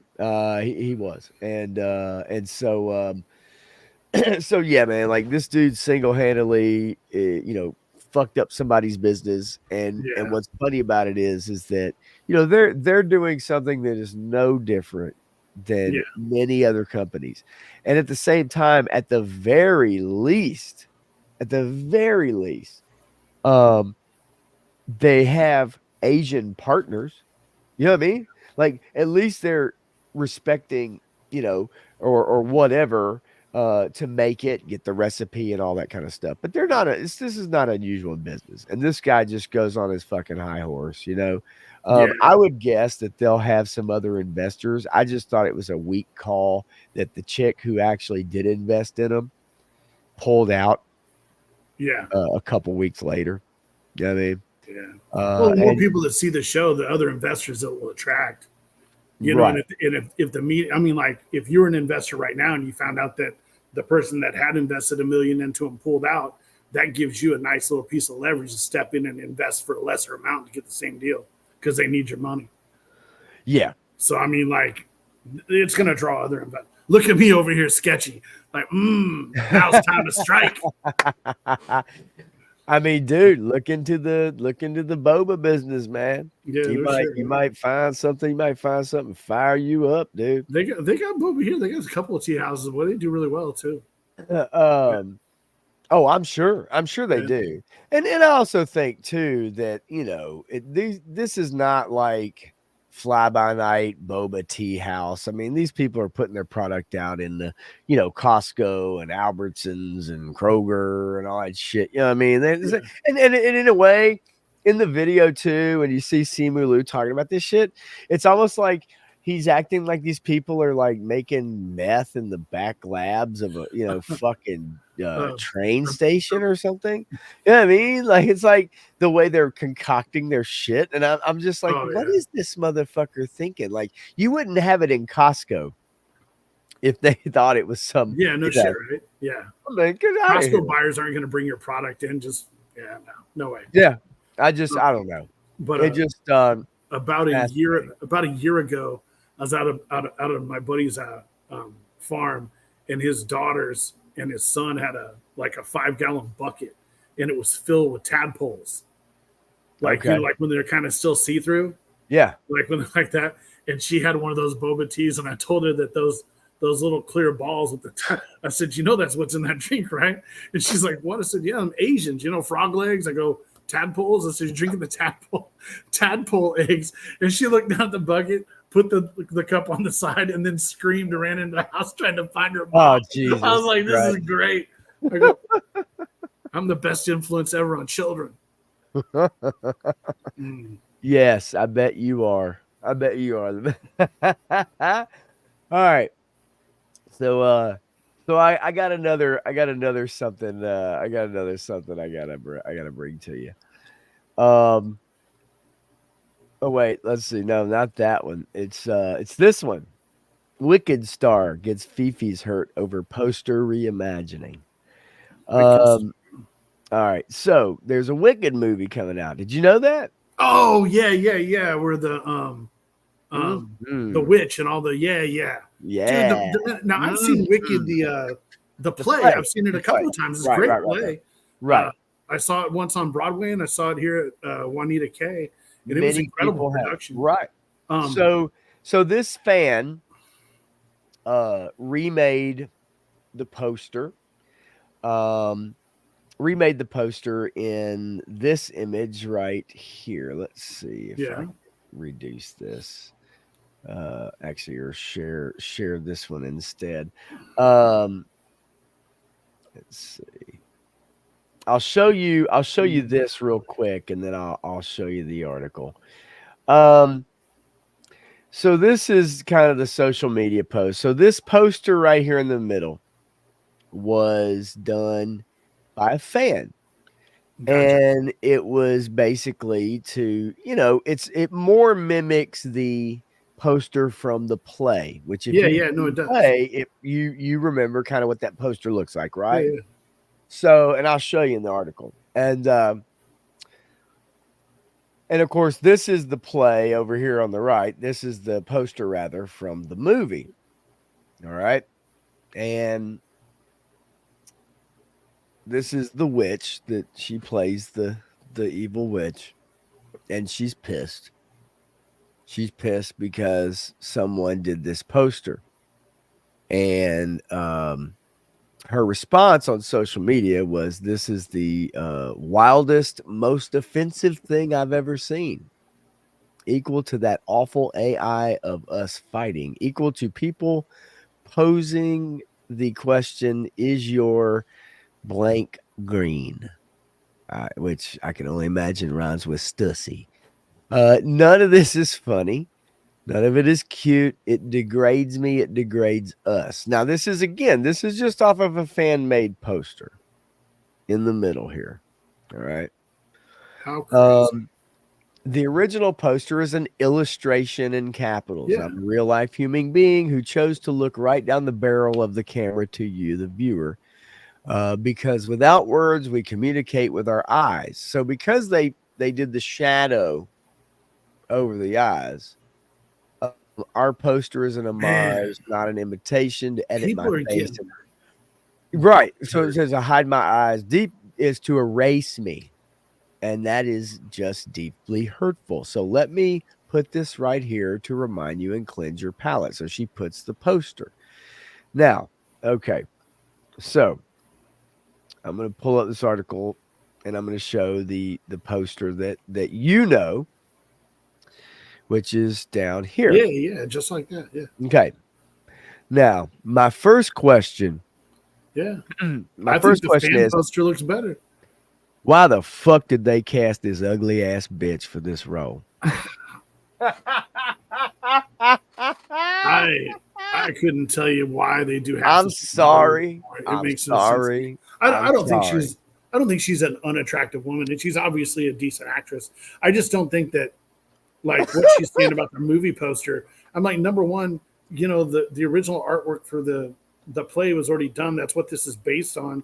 So a fan wanted to pay homage to the original art poster. Get the fuck over yourself. Well, my thing is, it's not like it's been put out for mass production or something, or it's trying to take away from your role. Well, it's not stealing any money. That's for no. Sure. But it's it doesn't change, like, it doesn't change the nose, it doesn't change the lips, it doesn't change the cheeks, it doesn't change it. You know, it resembles the movie poster. Okay. Yeah. Yes, obviously they decided to make one large change in their casting, which I think this movie is going to probably do a lot of money because there's a lot of people that are fans out there of this movie. There's fans out there that you know love the play rather. But listen. I mean, I'm interested in seeing it just to see how it translated to film. I think I don't know. I know my mom will want to go see it. So you know. I just, look, man, the trailers I've seen. I mean, look, you say she's not an unattractive woman. I don't think she's unattractive. I beg to differ personally, but that's okay. I'm not saying I'm attracted to her. Yeah, I'm just saying. No, you're right. Yeah, she's just not but I just feel like that cast who you want. I guess the main thing is that when it comes down to the movie, is the acting that's going to tell the tale. But I do think that in this particular role, it's going to take a lot of people to really get past. It is. It just is. I mean, man. Now, I will say this: in this poster, if you look at them side by side, they also changed Ariana Grande's hand. Yeah. And moved it further up, covering up her nose, closer to her eye. Now, did they shade her eyes? No, they didn't. No. But you can see the use of shading. But they covered her face. Same thing. Right. So I thought it was interesting because, to me, it's like at this point, I just feel like, if you're an actor or actress, I think it's time that you get off social media. Yeah, no shit. And you do what you do, which is you act, you make money from that. And you just leave it alone. There nothing good, I don't think, really truly comes out of celebrities being on social media. No, I really don't. So and it's not just that. It's like, when you're first getting into the entertainment business and you've gotten a few roles under your belt and stuff like that. And, like Pedro Pascal, like he's done very well. But when he first started off, he was doing smaller roles and doing what he was doing. Do I think that you should defend yourself and defend your art or your opinion? Right. Absolutely. But when you're under the public eye like that and you're judged by everybody and you going out and saying some outlandish shit could possibly, ruin future jobs and opportunities for you, like kind of keep your opinion to yourself. You don't have to broadcast it. I mean, I'll be sitting here like this, looking at all the zeros on my check and shut my mouth. Wait till I'm Daniel Day-Lewis to say some shit. That's really well, exactly, and that's my thing, man. Like ultimately, at the end of the day, to me, it's like you're gonna face criticism. It doesn't really matter whether or not Are there people who are going to complain that they made this movie and they cast a black woman in the lead in one of the lead roles? Of course there are. Are there people that are going to complain about Ariana Grande? Yeah, they are. Oh yeah, Like, I guarantee you, there's people that are like, "Why the fuck did that chick get cast in this role?" Like, I mean, that I guarantee you that. We don't even know really what she can do.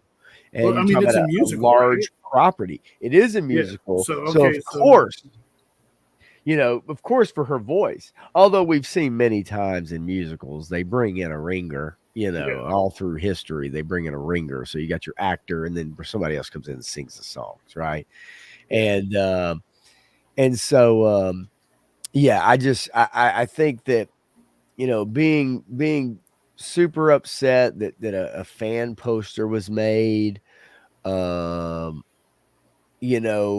I mean, people are going to do their own art. They're going to do their own stuff. I mean, this part right here. Well, and I already took it off, but that poster that was fan made, that would be the least of my worries, I think.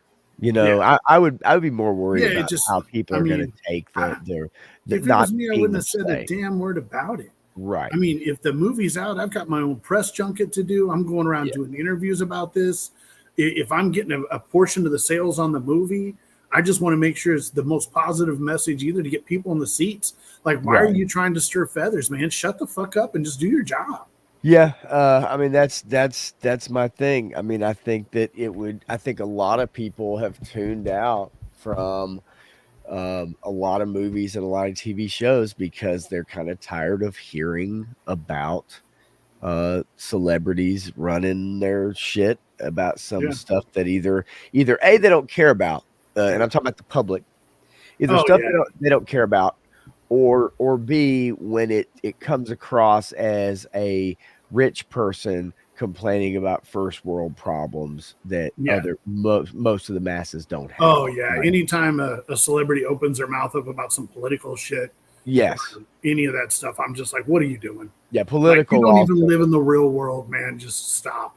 Yeah, I agreed, and that's why I think it's funny sometimes when you'll see celebrities sometimes talk about, they believe in some socialist policies, right, or some things of that nature, and I'm like, so you're willing to give up half of that $12 million salary that you just got for being in this movie? You're willing to give away half of that, right? And I think a lot of times they don't understand really what it means. It's the buzzwords that sound good. They sound virtuous in a way, but the actual real meaning of a lot of what they say, if they really knew, they would definitely not want anything to do with it. Yeah. And in this day and age, you don't know whether they were paid to say it, whether they're just putting on it's just, these people are stupid. They rarely have more than a high school education. Yeah. And they are and a lot for less than, and you have a publicist, right? Yeah. Right. You have an agent, they're telling you what to do, where to go. That's pretty much it. I mean, they're telling you. And there's hardly ever a time that you see an interview with a celebrity and they ask them, how did you finally make it big? How did you, whatever? And like literally just right place, right time. Yeah. Like, I'm not special. There's 20 other dudes that were there that are just as good as I am. Somehow I got the part. Yep. Right place, right time, and 100% correct. So let's see here. I got a couple other ones that I wanted to bring across to your attention that I thought maybe you would. Yeah, I hadn't even seen that. Whatever that was called. The Wicked thing or the? No, I hadn't seen either one of those two. The boba tea. Yeah, I'm too busy looking at dumb shit on the internet. So I'm with you. I'm with you on that. I gotta get a new mic cable, I think. So there's have you heard about Sweet Baby Inc? Do you know anything about Sweet Baby Inc as a company? I don't know. Show me. Let's see. Tell me what we're talking about. All right. So Sweet Baby Inc. Sweet Baby Inc. Is this thing? No, I don't think I do. Okay. trying to my headphones keep kind of cutting in and out. I'm trying to make sure that they're I'm getting like what just the right ear on some of it. Okay. So Sweet Baby Inc. is a company that is what some would consider a consulting firm. Okay. So come on, baby. So they're a consulting firm that Oh, this is goes a video game, guys. yeah, they go around Okay. to different video game companies Yeah. and they consult with companies, large companies, most companies that most people have heard about. Yeah. And they go through their scripts for their dialogue. They look at the character models. They They look rewrite at their scripts basically. yes, they Gotcha. rewrite their scripts. They Gotcha. change character models. They basically take anything that might be considered offensive out of the game and they replace it with what they deem to be acceptable. And they're working with the largest entertainment companies, the largest development teams out there in all countries, teams that have made um, amazing, amazing games in the past, but Yeah. are really in danger of alienating their fan base. And we've already seen it with a few games. It's like, hey, we failed at writing Disney scripts. Maybe we should start this video game shit. Yeah, exactly. So that's the whole thing, right? So you get a bunch of middle-aged white women who think they're in touch with the kids, Yeah. right? And their white guilt takes over for them, so they feel like they need to atone for their white guilt that they've lived their whole privileged lives with. And so now they must take the properties that you and I enjoy and love and video games we love to play, and they need to fuck them up. That's basically what they do. And I'm going to show you a list here momentarily that someone came up with, a person named Cabrutus came up with. And he has a list that is called DEI Detected, and it shows every company and every game. And so this article by that Park Place, this is a game called Unknown Nine Awakening. It's an Indian, and I say Indian not as in Native American, but as far as like, Indian, the country or continent or whatever the fuck. Anyway, all right. So here's the deal. It's just so crazy. It's like the DEI gang. It's like, you know what? Soros says your DEI score isn't high enough. We got to start early. We got to get them in the video games now. Yes. Hey, man.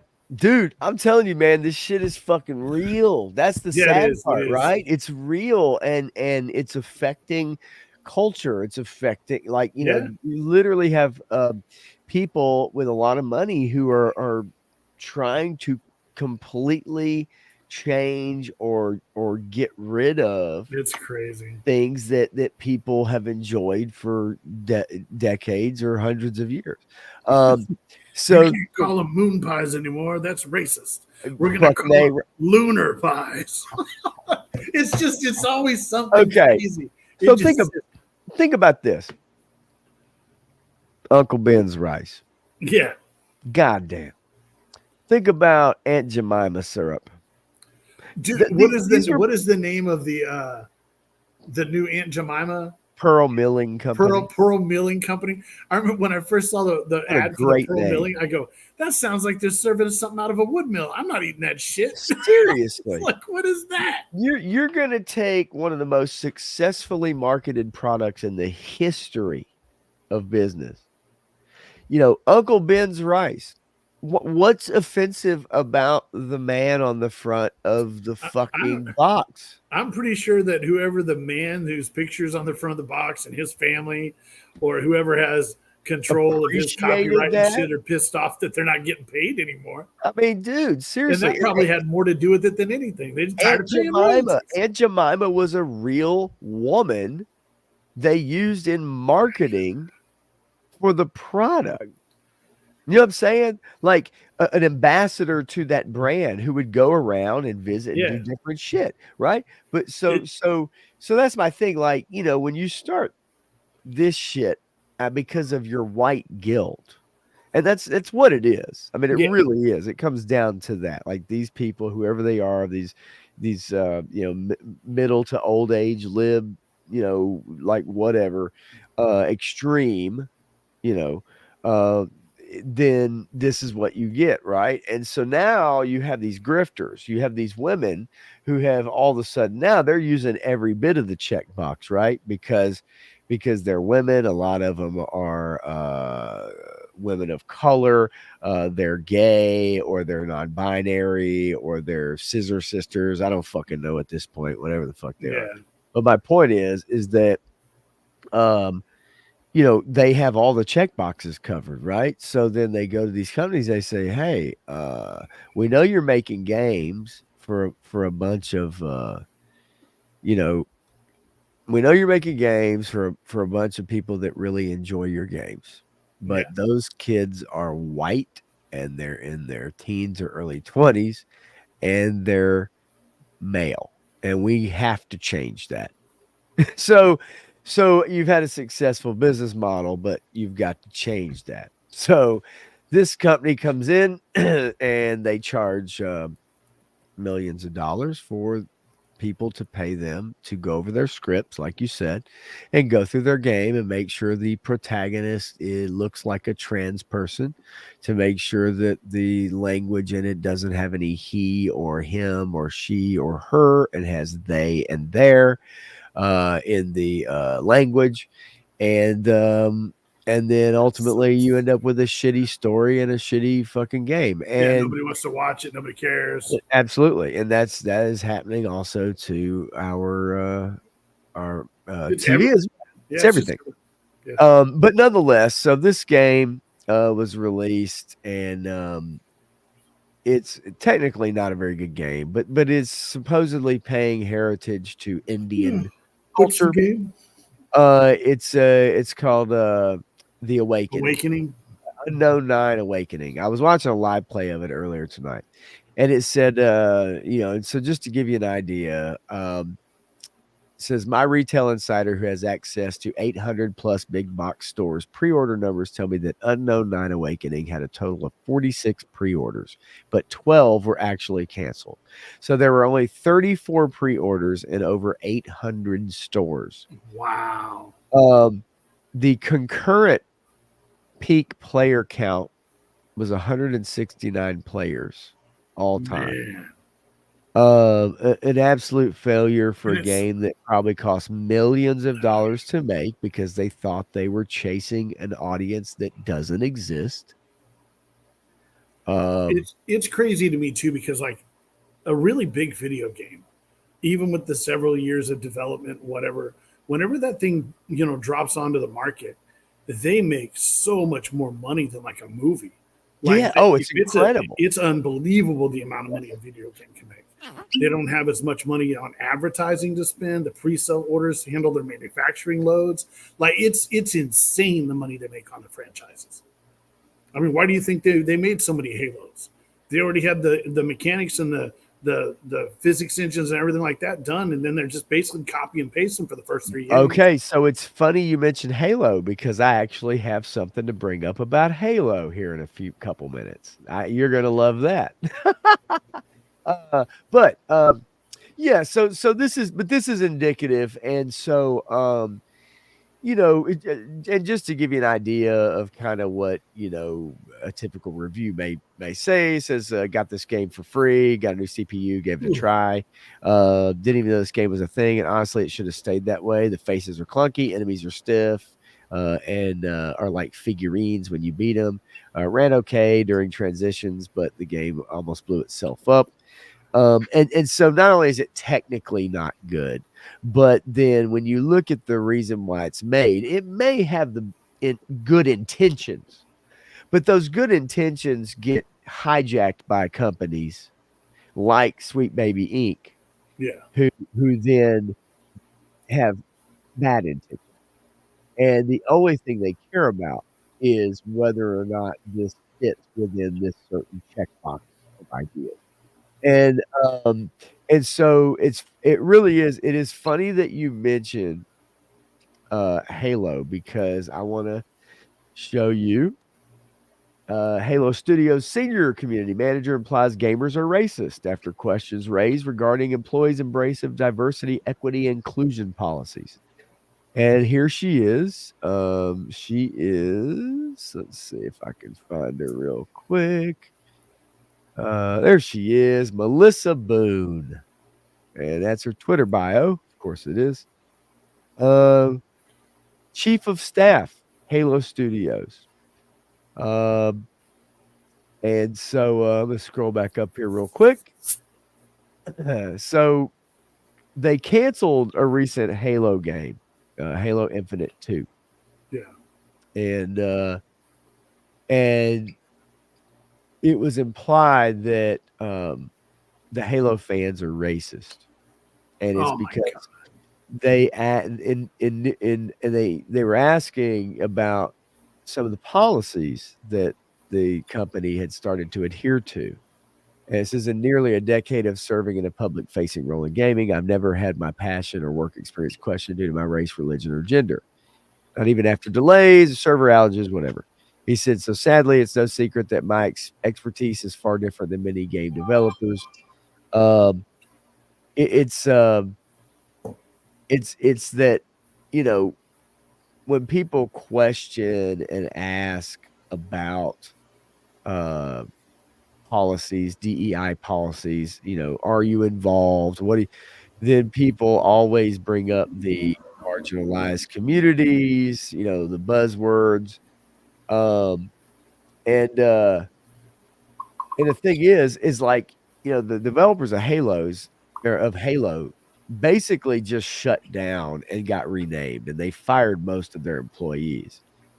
And then once they had this lady take over, her main reason that they brought her in was right here. Keeley invested in research on diversity and inclusive design efforts to bring more diverse voices into the games industry. Now, on the surface, that sounds fine, right? Yeah. Yeah, and you know, in Halo 2, the entire reason the Master Chief never took his helmet off is so his race didn't matter. No, it doesn't. You know, that was the whole. It's so once you make this your front and center, like this is your front and center thing, then at that point, like you really don't storytelling, creating good characters, like actually being true to like an art craft, those get thrown out the door. And then what you have is you get just a checkbox, and we have to fill out this checkbox, right? I'm telling you, man. No, so now part of one of the companies that I'm a co-owner in is that we build white label software. And basically ad agencies sell this giant software. They come to us to engineer it. We engineer it. We sell it to them. They upsell it, sell it to you. And DEI scoring is something that we have to deal with all the time. I believe it. We have to go through and make sure that there's a certain amount in there to either picture wise or whatever. There has to be like so much of an equality factor. And we got guys that are on the design side that handle a lot of that. And then they run it through to make sure that it hits quota for whatever it is we're looking for. But it's ridiculous. Like, it is so crazy the way it works. Is like, you know, normally in a business, or if you're looking for some type of a company to start or something like that, you look for a problem that already exists and you fill that problem with the business. You create a way to remedy that problem, and that's how you make money. But this kind of stuff that they do, like with the DEI, it's like, is there a diversity and inclusion? Is there equality issues with entertainment products? Like, yes, there is. But whenever they do it the way they're doing it, they're creating an even bigger problem and then coming in to fix the problem, but they're not really fixing it. They're just creating another problem on top of a problem that was already there. I also think it's very disingenuous in It is. It's the absolutely. way they go about it. It's if that made sense to anybody, I tried to, like put it in a terms everyone would understand. No, absolutely. No, I agree with that. I think that it just It causes resentment. It causes, it just does a lot of things. Because whereas in granted, in absolute everywhere you go, like I'm a white man from the Midwest, and for the most part, most of the schools I grew up in with stuff like that, with all white. We might have had 2 people of color in our school, a couple of maybe Thai, maybe mixed Asians, like that's it. But there was really no racism towards any of those kids, like in our school. Like they were all just family, because we're all fucking hillbillies. We grew up on farms and stuff. But like, do I have a lot of friends? Like my best friend is a 6'7" Nigerian, and boy, I'm telling you, he's experienced racism. He's from Chicago, and he's experienced lack of equality. And when you go in through gay, lesbian, trans, I mean, absolutely, they've been sectioned off. And I understand as a society, like everybody has their place and everybody should be welcome. And I agree with that to a point.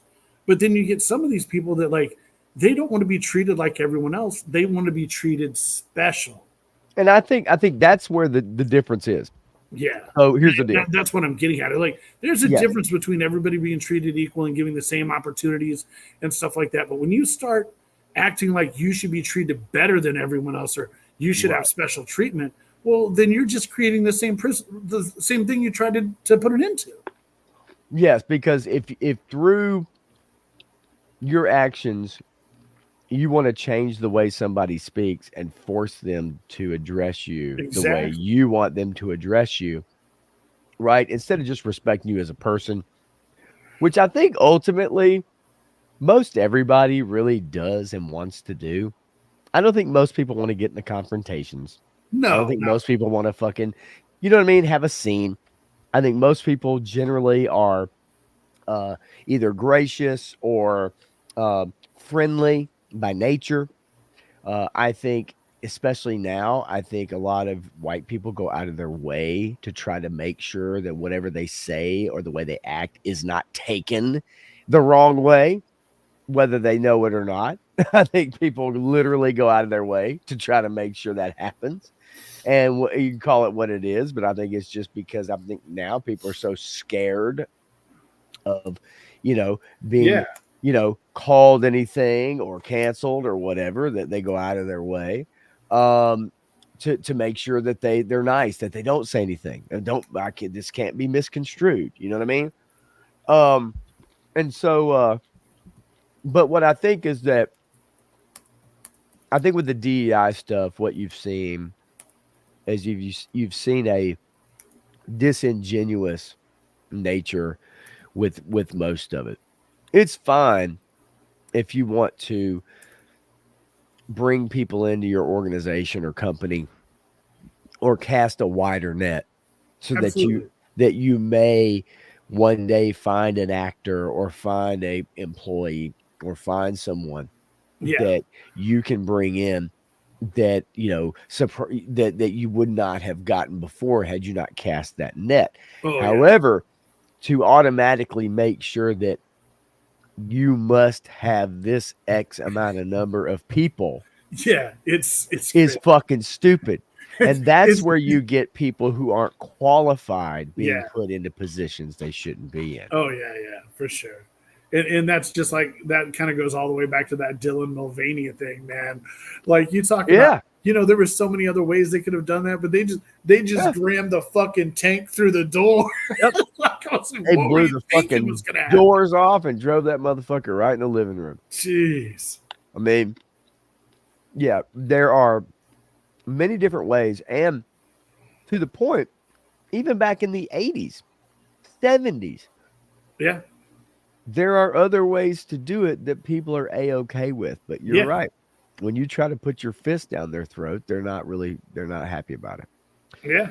And and it's funny too with a lot of this shit. Like a lot of times when they'll, somebody will tout like, this is the first Asian American actor that's been in a Marvel superhero film since 2022, or this is the first lead role that a black person has been in a sitcom with two white guys and a black woman, Yeah. and it's like this is like the first time it's ever happened. Yeah, And it not. becomes not. and instead of the show in a cast of great actors, they Yes. turned it into that. That Yeah. becomes the narrative. It's so dumb. And that's what people don't want. Yeah. I think most people are supportive about people being included or helped out or whatever. But when it's done in such an obvious, Yeah. not only disingenuous way, but also diversion, equity, inclusion also means exclusion of other people. Sure And does. you know who those people are, Yep. right? Absolutely. And so if you want true equality, you can't be exclusion, you can't be inclusive through exclusion. And that's what a lot of it is. And so and also in companies, bottom line is you want to hire the most qualified person. And if you have somebody telling you you can't do that, then that poses problems for your company, right? Yeah, no, absolutely. Now it does, for sure. I mean, it can affect your ranking. You can affect all kinds of things. Man. Right. Yeah. So let's see here. Trying to see if I can. Trying to get rid of this. I had this. Yeah, and Liquid Identity is 100% there with that as past promoting right here. Yeah, no, absolutely, it is. It's meaning resistance and resentment, and people are like not supporting companies that just go hardcore trying to shove it down your throat.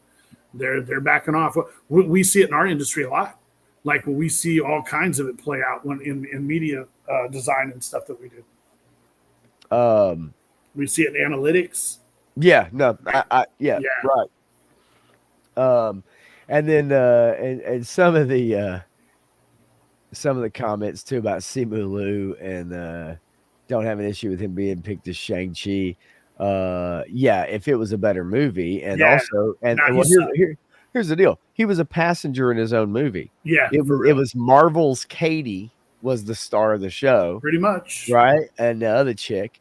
And that was it. And it was like he became a guest star in a movie with his name on it.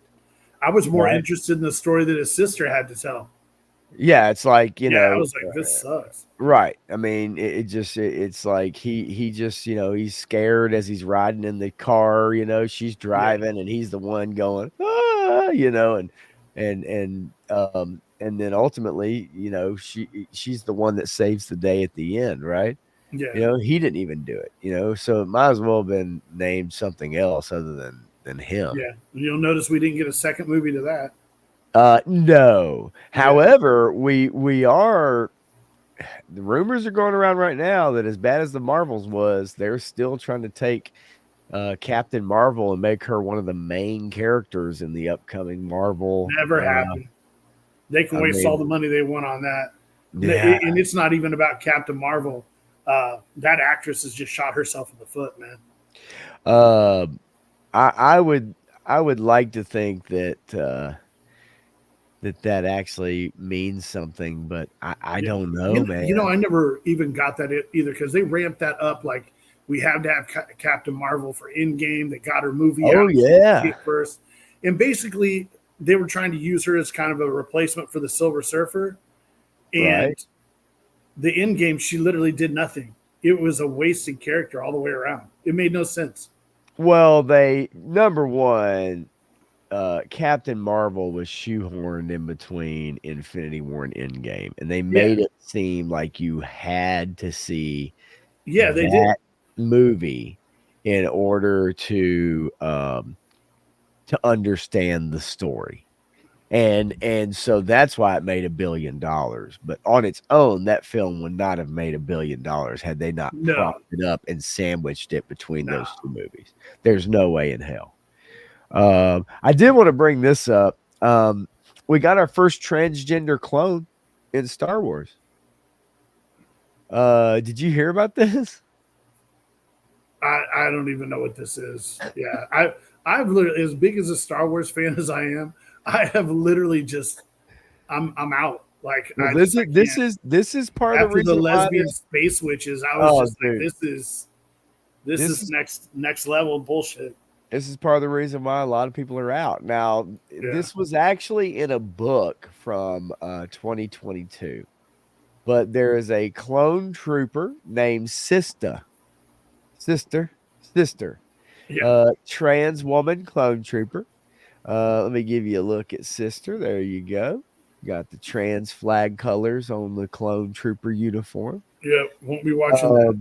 It is, however, clones, so I'm not sure how this happens. Yeah, exactly. Now, Makes no people, sense. some people would bring up the Bad Batch and say, well, those were, clones. Well, those were experimental clones. That's right. That was an experimental clone force that was used, and they were, purposefully made with defects to see how they would act. You know what, man? But maybe they did do some experimental cloning with transgender so that they could start their own DEI thing, and that was part of the Emperor's plan to slowly disrupt the galaxy.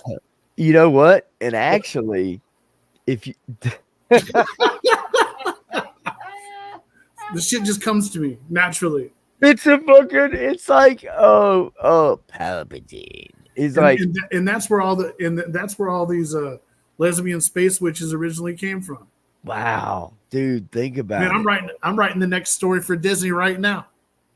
You I'm gonna have my own series. dude, you need to keep watching. So look at this here. Okay, so look, Secrets of the Clone Troopers includes a look at Sister for trans woman clone trooper Rex, Captain Rex. You know who Captain Rex is, I'm sure. Clone trooper Captain Rex. Description of Sister in the book reads, now, when you have to go out of your way in such a way like this, when one of our kind expressed her gender identity differently than her fellow troopers, Oh my god, I'm reading that right now. have to hide who she truly was inside. Fortunately, her brothers in the 7th Sky Corps gave her the name of Sister as a constant reminder that she belonged. That is the gayest shit I've read in a while. I'm pretty sure it's intended to be. Hit Yeah. that show more. Let's see what else they got to say. So you see all of the okay, so hang on. So these are some of the reactions, right? Like that Star Wars girl who's pretty big on YouTube says that they wonder why Star Wars projects keep failing. Let's see here. Looks bad. New Disney Star Wars clones trooper of the 40s for 2% regiment. High rate of friendly fire, requires weekly back to tank estrogen treatments. Pronouns are test and tube. Oh my god. Where is this? This is on Twitter. Oh my god. And so let's see here. I'm hoping I was hoping I could see like obviously all of the replies are like not surprising since every clone was encouraged to express their individuality. Too bad this wasn't an earlier thought. No, they're clones. It didn't matter if they were expressed their individuality because yes, the Clone Wars cartoon had them expressing their individuality. My point is that they're clones. They're clones. The Kaminoans would have taken this clone as a defect and destroyed it. Yeah. There's no way. Like they would not have unless under special order to make one like this. So this is just inserting something for the sake of fucking insertion. And the thing is like that's why people she's a clone of Jango Fett. Yeah. Somehow this person thinks he is a Boba Fett's got a sister he didn't know about. You know what I mean? And it's like, so yes, I get it. Some people say, oh, well, this is just, but here's the problem. this is a conversation that she has with Anakin Skywalker. And Anakin, who's at this point, he's a young boy. This is in a book from 2 years ago. He Oh says my God. the Jedi are all about transcending things. I don't think we can complain if you've transcended gender. Transcended gender. We'll work on it. But I like where it's headed. That's get the fuck out of here, dude. Like that in no way services the story.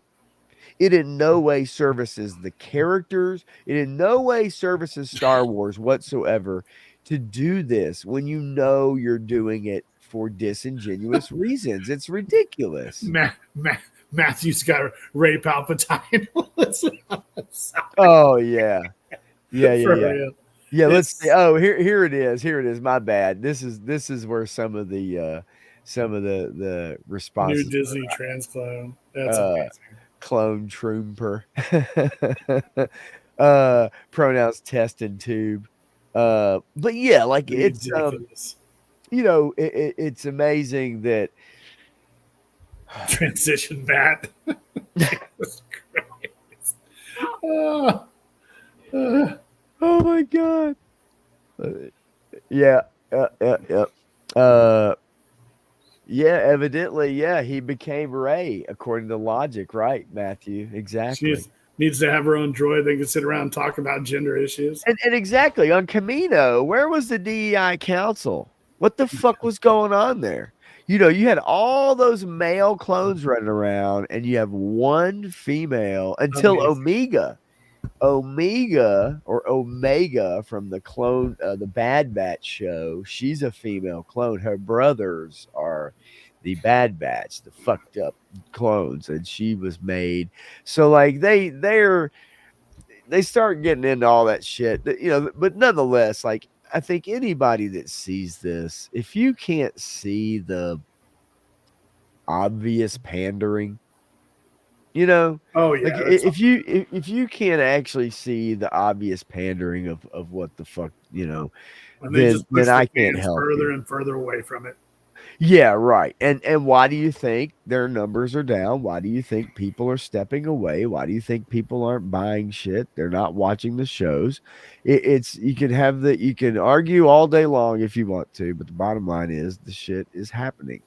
And it's a dead brand, and stuff like this doesn't help because people are just like, well, I might have read that book, but I ain't gonna read that shit now.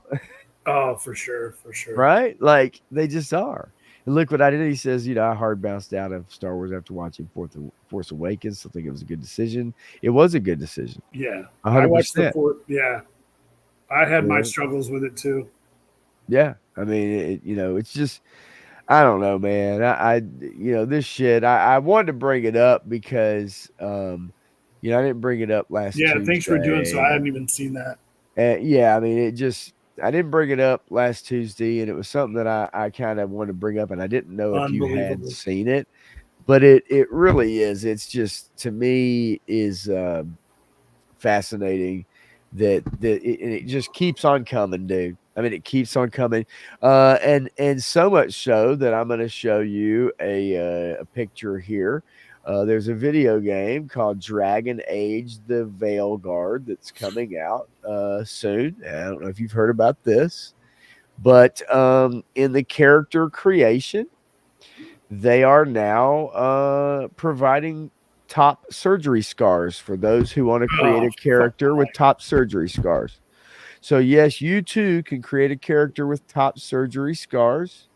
Now, my argument would be that if you don't want to be the gender, then why would you just not pick the other gender and roll with that? If that's the gender you want to be, why would you need the scars? But they're providing you with top surgery scars. And so, yeah, you can choose that if you want to. I've got another picture for you here. This is probably one of the most beta people I've ever seen. This is a good fella right here. But anyway, so you can create a character now in this game with top surgery scars. So what do you think about that as far as video games, like character creators and stuff? I mean, do you think this is kind of like, is it, I understand providing whatever people want to be, and evidently in this game, you can pick your pronouns, you can pick your non-binary, but this is a fantasy game. This is a I'm just fantasy. You know what I mean? Like, I'm like, you can't go from a chubby girl to a dad bod and get away with it. We know what's going on. You know? I'm like, what the fuck is this shit?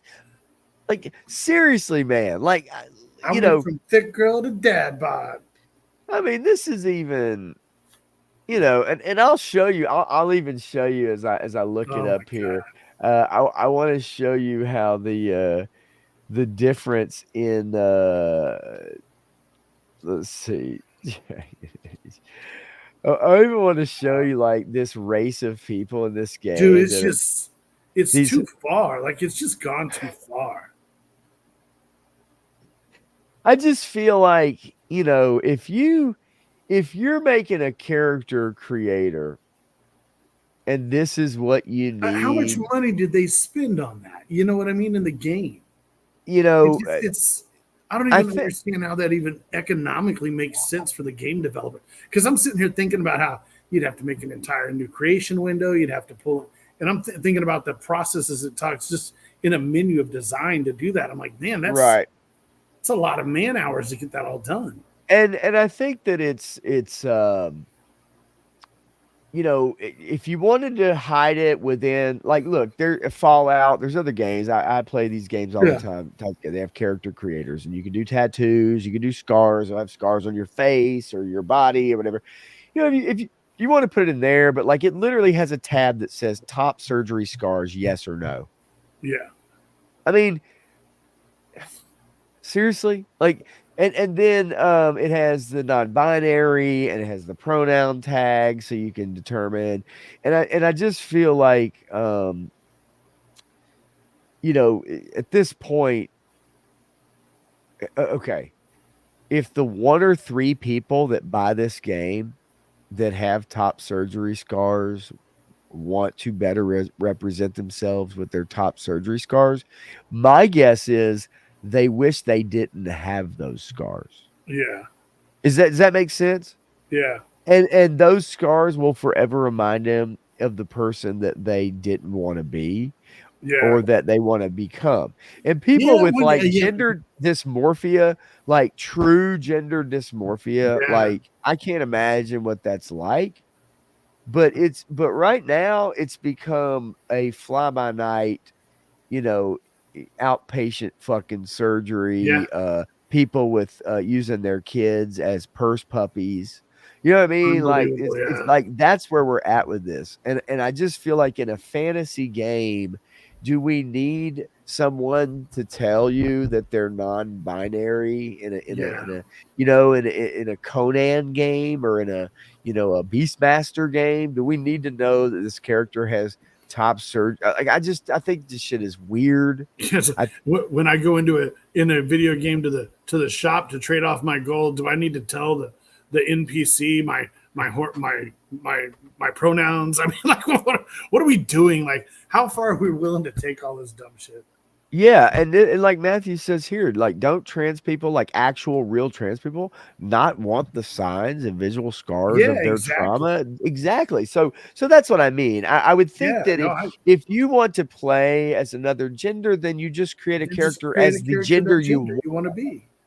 So it just seems like, and that's where like you run into the politics of it. It's like girl, boy, trans. You want to be girl, you want to be boy, you want to be trans. But as a trans person, and with this DEI shit, like they don't want to be treated like everyone else. They want to be treated like special. Yes. And that's where the problem is growing. Yeah. It's like, no, being a girl or being a guy or you pretending I'm Robin or you know, it doesn't matter. You want to be treated special. Right. And be treated like the rest of us, and we'll all get along. But the minute you want to be treated special and expect me to treat you special, get the fuck out of here. Absolutely. And also at the same time, that's where some of the same people will try to tell you certain language that you can't use. There's certain things you can't say. And that's the, and so, yeah, it's one of the few groups that will go out of their way to try to ask for like special concessions and things of that nature. And yet at the same time, here's the deal, man. I know two people in my life that are transvestites, whatever the fuck, you know what I'm saying? Whatever. They do trans shows, they do the shows, drag shows and shit like that. Whatever. I don't care. Yeah. That this is the least of their fucking concerns, bro. Yeah. You know what I'm saying? Like And- this is the most pandering ass bullshit you could come across to people like that. This is disrespectful to people like that. That's the thing. Yeah. They just want to live their life. They want to be left alone. They don't want to fucking be, treated all whatever. I tell you what, like from where I'm from down here in Missouri, we got a lot of hillbillies, a lot of assholes. And I mean, Sure. it just is. And I got a buddy of mine that's a professor over at the college, and his oldest son ended up being trans. And Okay. this kid's been gay since he was 12. I mean, everybody knew it. Everybody knew it. No big deal. Right. But once he got older, he decided to go trans. And me and him were having drinks one night, and I was like, man, I go, how's your son doing, or your daughter? I said, how are they doing? Because they moved to California. And he goes, really good, man. He goes, moving out to California and everything really made his life better. Everything's going great. Having a full life, no more bullshit, no more heartache, no more whatever. And I'll never forget, like, sitting there having that conversation because I have no basis to relate, And I said, man, what was that like when you found out that was what was going to happen? And he said, honestly, he goes, the whole time, like we were going through this transition, he goes, I just sat there and I told myself, why couldn't he have just been gay? Like, why couldn't he have just been gay? Right. Because it's so much more accepted than what's going to happen now. And then he goes, and then at that point, I really started worrying about his safety and then just his mental health of not only what he was putting himself through, but also what people were going to put him through. And I was like, man, that's pretty deep, man. That's pretty sad. And when it's your son or your daughter, what do you do, man? Yeah, no. It was pretty serious. I just like, wow. And for my opinion, if you make that choice, it does nothing for me to call you Michelle or Michael or whatever it is you want to be called. Right. And it does nothing for me to just treat you like a normal person. Thank you for your purchase. Good day, sir. Nice to meet you. Good day. No big deal.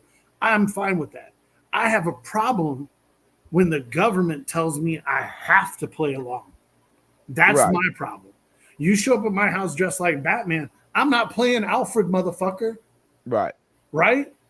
And it's just I think that's most people's issue is that when you start passing laws and you start putting people in jail and you start, people start losing their jobs and things of that nature, and generally a lot of times you're talking about people that aren't going out of their way necessarily. Yeah. You know what I mean? A lot of times there's people that just make a mistake, or there's people confronted in a situation that they're not used to, and the shit is weird.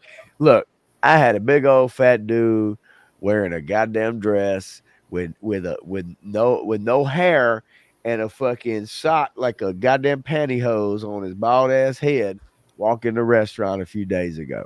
And I said, hey, what's going on? Just like I would any other motherfucker. This was Thursday night. This was not last night. This was it was Thursday night. Today's Saturday. Or Friday. So let's see, Thursday, Wednesday. Yeah, it's Thursday. I guess last night. Shit. And big old dude. Wearing a dress, had a pantyhose on the head, like I guess no wig, decided not to wear the wig today, and makeup on the face, probably about 60 years old. Roll up in the restaurant. And I was like, I said, hey, how do we order? What do we do? I said, well, you can order at the bar or you can order at the cashier. I said, it's up to you, wherever you want to sit, blah, blah, blah, blah, blah, blah, blah. I talked to that person like I talk to any motherfucker that I come across. Yeah, same. I don't give a fuck. I don't give a shit. You know what I'm saying? But if that person all of a sudden, for whatever reason, looked at me and started talking shit because I, for some reason, didn't respect whatever, you know what I'm saying? Then we might have a problem. But I'm talking to that person like because I talk to people the same fucking way. I don't give a fuck who you are. I really don't.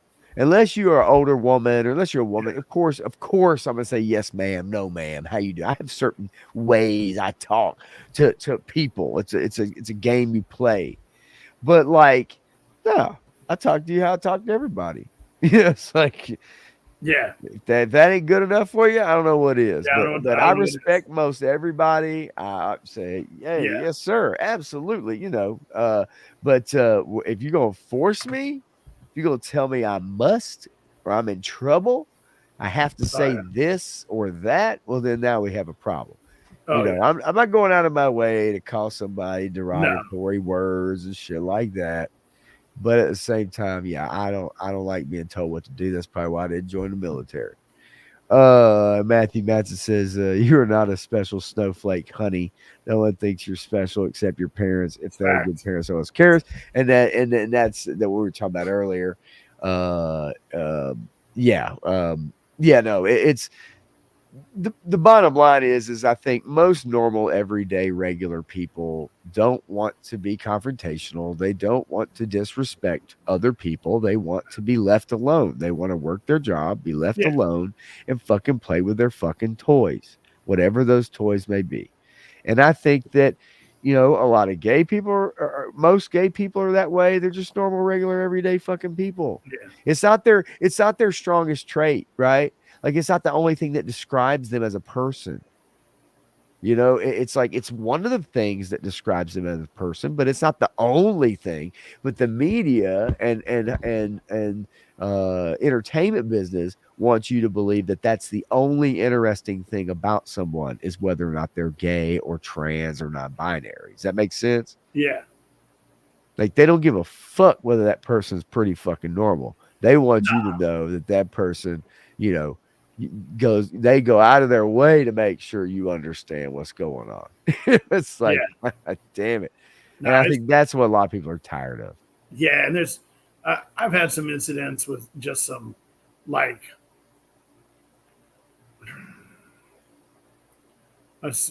I'll think about how I should put this. Okay. Like, because it's kind of irritating, to be honest, like that, even the situation. It basically came into, a friend of mine has another friend that's a minority that's also gay, and he's a little flamboyant.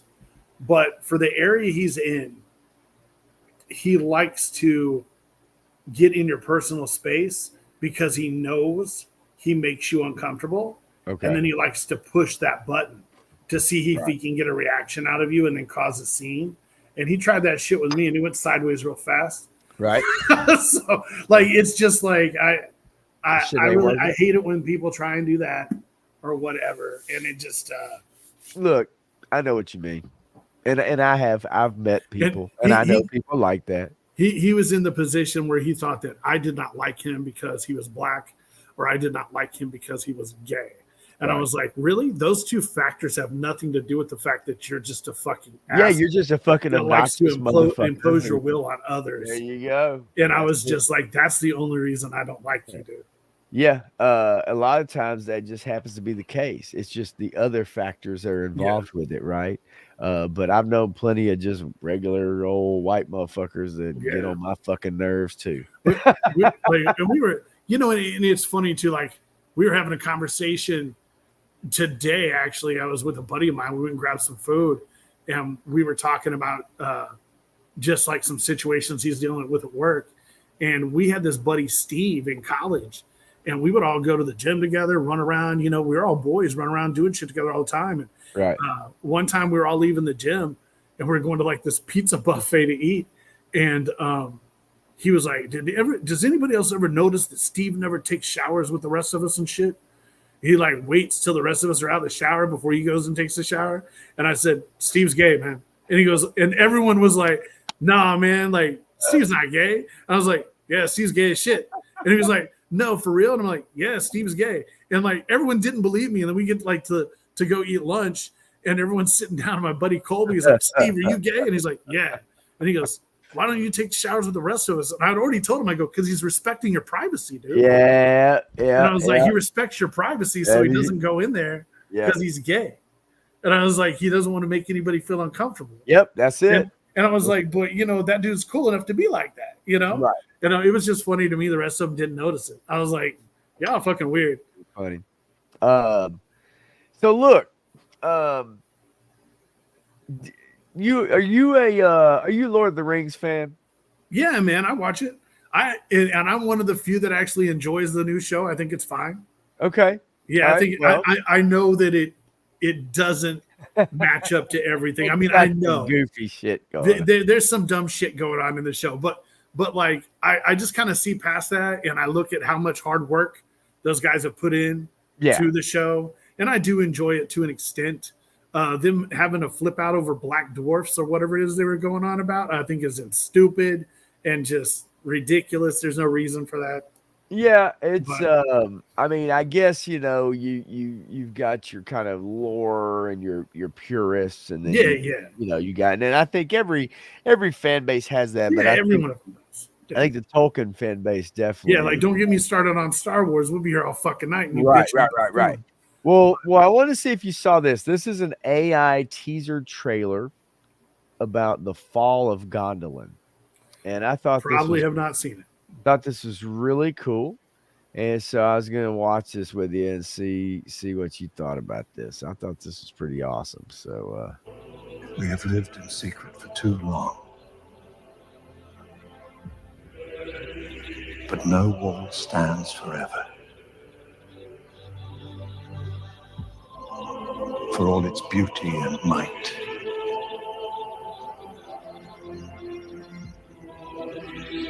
even this city cannot escape the shadow growing beyond our borders.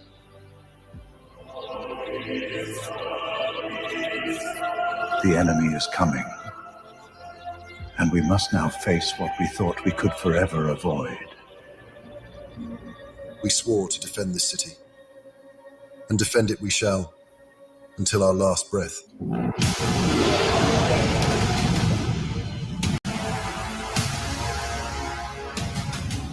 The time for fear has passed. Now we fight.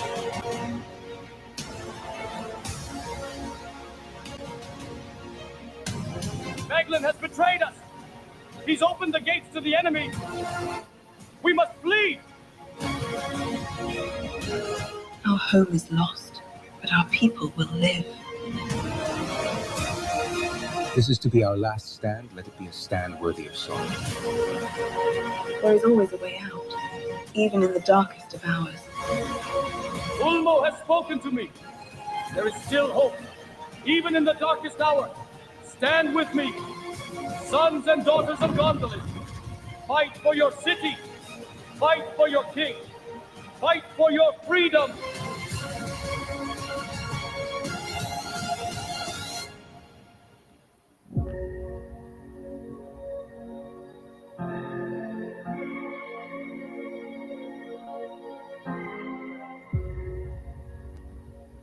Didn't really look like Lord of the Rings to me at all. No, but what's fucked up is it's fucking AI, and that shit is like, dude. It's getting better and better, though. Do you remember the Will Smith spaghetti eating thing? Oh yeah. Do you remember that? Right, and that was like a year and a half ago or so. Oh yeah. And now look what it can do. And now, like, have you seen those Panavision 50s trailers? Have you seen some of those? Oh yeah. No, they're nuts. I saw the one with Dune. Awesome. It was incredible. Yeah. Yes, dude. That shit looks amazing, man. And it's like, well, hell yeah, I would watch that shit. It's like the Star Wars 1950s Super Panavision 70 done in AI. Dude, the AI is so far past that. We're actually looking at these new programs to cut down on software building and backends. You can clone websites. You can do everything except for parallax fields and stuff. There's so much crap that goes along with it that it's absolutely nuts. Oh, I can only imagine. Yeah. I'm gonna play this kind of in the background while you and I. Yeah, I saw this. This is cool. Yeah, this is a 1950s AI Panavision version of fucking And you know Star the craziness about this though? Amazing. I would pay to see this. Oh, fucking A right. I'd pay to see this I mean, shit. I have always wondered what it would be like if you gave the scripts to Star Wars to someone who's never seen anything about it and just let them totally reimagine it, what it would look like. Right. Darth Vader, Right. the Dark Lord of the Sith. Yeah, From the desolate sands of Tatooine I'll to show the bustling GI streets Joe of one, Coruscant, Todd, here in from just the a frozen second. wastelands of Hoth to the But I mean, lush this is, forests of Endor. you know, again, adventures span if you the guys remember the Will Smith But as eating the rebel spaghetti alliance fights to AI free the thing galaxy from tyranny, to they must now, face the might of the Empire think and its about fearsome 10 years army of from now. stormtroopers. Man, if this Yet was an all this ongoing turmoil TV series, I would be flickers glued like to a that distant star. motherfucker. I love this old school shit like this. Friendships tested, the fate of the galaxy hangs in the balance. I do too. Get I think ready it's for a journey fucking beyond fantastic. imagination, where I really heroes do. rise, I think it's villains amazing. fall, and Yeah, I think that's destinies so are forged cool. among the And the stars. Star Like, I'm the Wars, guy that sits around saga watching of like epic proportions. Action Force and all that stuff. Oh I love yeah. all that stuff, man. I'll see if I can find the GI Joe real quick, and we'll watch it. I don't think I can get copyrighted for this shit because it's like, you know, fake and all. GI Joe Panavision trailer. Oh yeah, with the Baroness. Okay, so here we go. Let me get it queued up. Yep, I'm all about this life. Look, you guys, I'm telling you, I am all about this shit. You have no fucking clue. I watch YouTube from sun up to sundown. Yeah, and it's only a matter of time till people are getting their own scripts and creating their own AI In freedom and tyranny. TV shows Right. and shit like This this. is the story of G.I. Joe, a real This is American great. hero in an Liberate. electrifying new adventure. From their secret HQ, G.I. Joe fights for freedom wherever there's trouble. Led by the unstoppable Duke, these elite soldiers are trained to face the ultimate enemy, Cobra. Destro, the The sinister Baroness arms is still dealer, hot. and Cobra Commander, the master awesome. of evil, Fuck. plot global domination. It's awesome. But G.I. Joe is always ready to strike back. Dude, I Join love that Scarlet, shit. the daring spy, Road Damn, the son. heavy weapons specialist, God and damn. Snake Eyes, the silent ninja, on missions that take them to the ends of the earth. There you go, Frostbite. Action, courage, and patriotism collide in a battle for the ages. Hell yeah. Remember, when danger calls, G.I. Joe answers, because knowing is half the battle. G.I. Joe, the real American hero. That's sick, man. That's cool. Whoa. In a galaxy Wait a minute. far, far away, where shadows linger and hope flickers like Yeah, a I've seen dying this star. This is The fucking weight awesome. of darkness Yeah, it presses is really upon good. the The hearts Dune of one those is who really dare cool. to dream. The Empire, relentless and cruel, has Fucking tightened its grip, ridiculous. casting a That guy just pall looking over like the a once straight bright racist. legacy of the Jedi. But He's even like in the depths Obi-Wan. of despair, a glimmer of Jabba's light Palace. persists. Within the lair of wickedness, Hell yeah. a bold rescue unfolds. Princess Leia, resolute and fierce, confronts the vile Jabba, driven by love and loyalty. Bound yet unbroken, Jabba looks she cool as symbolizes shit. the spirit Yeah, he of rebellion, does. igniting a flicker. And Leia looks. Wait, rewind, Oh, yeah. rewind the Chewbacca. I Rewind will. when you watch Chewbacca walk. Go back. I am. He's got a little sass. He in looks his like step. he's a fucking homie. He's a Yeah, G. he got a little is what he sass. is. He's She a G. symbolizes the Look spirit at, of look rebellion, at, got that little. igniting a flicker of hope Hey, against the he's oppressive shaking them shadows furry that threaten cheeks. to consume her. But in this moment of peril, a hero rises. Luke Skywalker, Shaking them burdened by furry the weight of his cheeks. destiny, Luke ventures into the Skywalker's heart so of cute. He's darkness. probably got chest scars. Armed with Chewie newfound on the strength runway. and resolve, he seeks to free his friends from the clutches of evil, determined to reclaim hope from the jaws of despair. Princess Leia, God. even draped in golden chains, still stands with unwavering courage and defiance. The fire of rebellion blazes within her, Princess Leia got her unyielding own and fierce, OnlyFans. proving that no chain can bind her spirit. As the cold eyes of her captors watch, her presence alone sends a shockwave through the palace. A reminder AI coach. that no matter the prison, some lights refuse to dim. Ain't even fair. In the face of treachery, Luke confronts Jabba, wielding the light of the Force against the tide of darkness. A battle Yeah, ensues, light it fierce up. and Badass, unrelenting, dude. as courage Badass. collides with cruelty. God With damn, every that's fun. strike, Luke demonstrates that even in the darkest of places, the light of friendship shines brighter than fear. Together, they rise against the shadows. In their fight for freedom, they embody the unbreakable spirit of those who dare to defy the night. That eye patch. Yeah. On the There we treacherous go. surface of Endor, It's like a Charlton fragile Heston. alliance unites, bound by a shared purpose against the approaching storm. As the specter of annihilation looms, they prepare for a final stand, their courage a flicker of light against the encroaching abyss. In this How's, dark hour, how's Chewbacca they going to come use that scope with to the patch on sacrifice the front? price of freedom. Yeah, that's kind of fucked up, isn't it? As the battle for the soul of the I galaxy love it rages, because in the 50s, people were destinies built collide like in that. a cataclysmic struggle That's between cool. good and evil. That's And cool. heroes will rise from the ashes. This of one, this despair. one's kind of like Star Wars, really Return of the long Jedi. though. You know, Yeah, I This didn't is see like- all this one. It's 3.5 minutes Coming this winter long. to a Well, theater. Yeah, God. the other one I watched was not this long. So yeah, like, dude, that shit is awesome. Yeah, that's Come on. badass. You know what I mean? Like, Yeah, look for and- the one for Dune. The one for Dune is badass. let's see. We'll go Dune. I don't mind watching this shit. Like, there it is, right there. It's the 50 Super Panavision 70 or this one here. I don't remember which one it was. Well, that's the problem. No, we've got 3 of them. This one's a minute 40. Which one has the most views? Let's start. Which one? That 323, 614. Let's try the Matrix. That's pretty wild too. Let's go with this one here first. In a galaxy where planets are ruled by ancient houses. Hang on, bitch. In a galaxy. Hang on, bitch. All right. Can you hear that? Right? Yeah. Okay, let's go. Where planets are ruled by ancient houses, and the sands of time conceal secrets beyond imagination. Behold Arrakis, the desert world known as Dune, home to the most valuable substance in the universe, the spice melange. Amidst the shifting sands, a struggle for control unfolds, as noble houses vie for dominion over this precious resource. But within the chaos, a prophecy emerges of a Messiah who will lead the desert tribes to reclaim their homeland and control the fate of the universe. Behold the mighty sandworms, guardians of Arrakis, whose very existence shapes the destiny of all who dwell upon the sands. Prepare to journey to a world where the line between hero and villain blurs, and the fate of galaxies hangs in the balance. This shit is wild.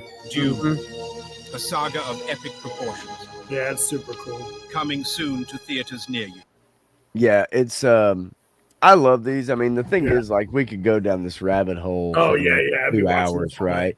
But what is amazing to me though is the fact of how far AI has, like, that shit is wild, dude. And you know, it is going to change Hollywood. I mean, it's really, you know, if we thought that Hollywood was changing as far as when Jurassic Park got made.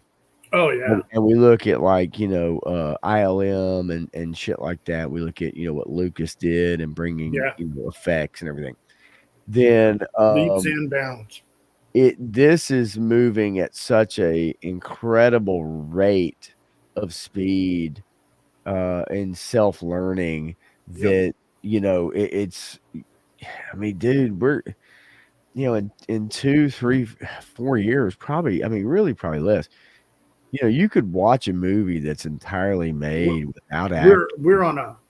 I would say this right as far as right now as a company where we're at, we are trying to get so far ahead of it that it's like a number one issue with us right now. Like, Okay. we've even hired in a team that is what their job is to do, because ultimately the only thing we can find as far as a disruptor and what AI does is AI will be able to write ads, copyright, DEI. It will be able to almost build most of your website for you. It will be able to handle all your customer service issues, your integration, your plugins. Like, it can do almost everything within the next 2 years.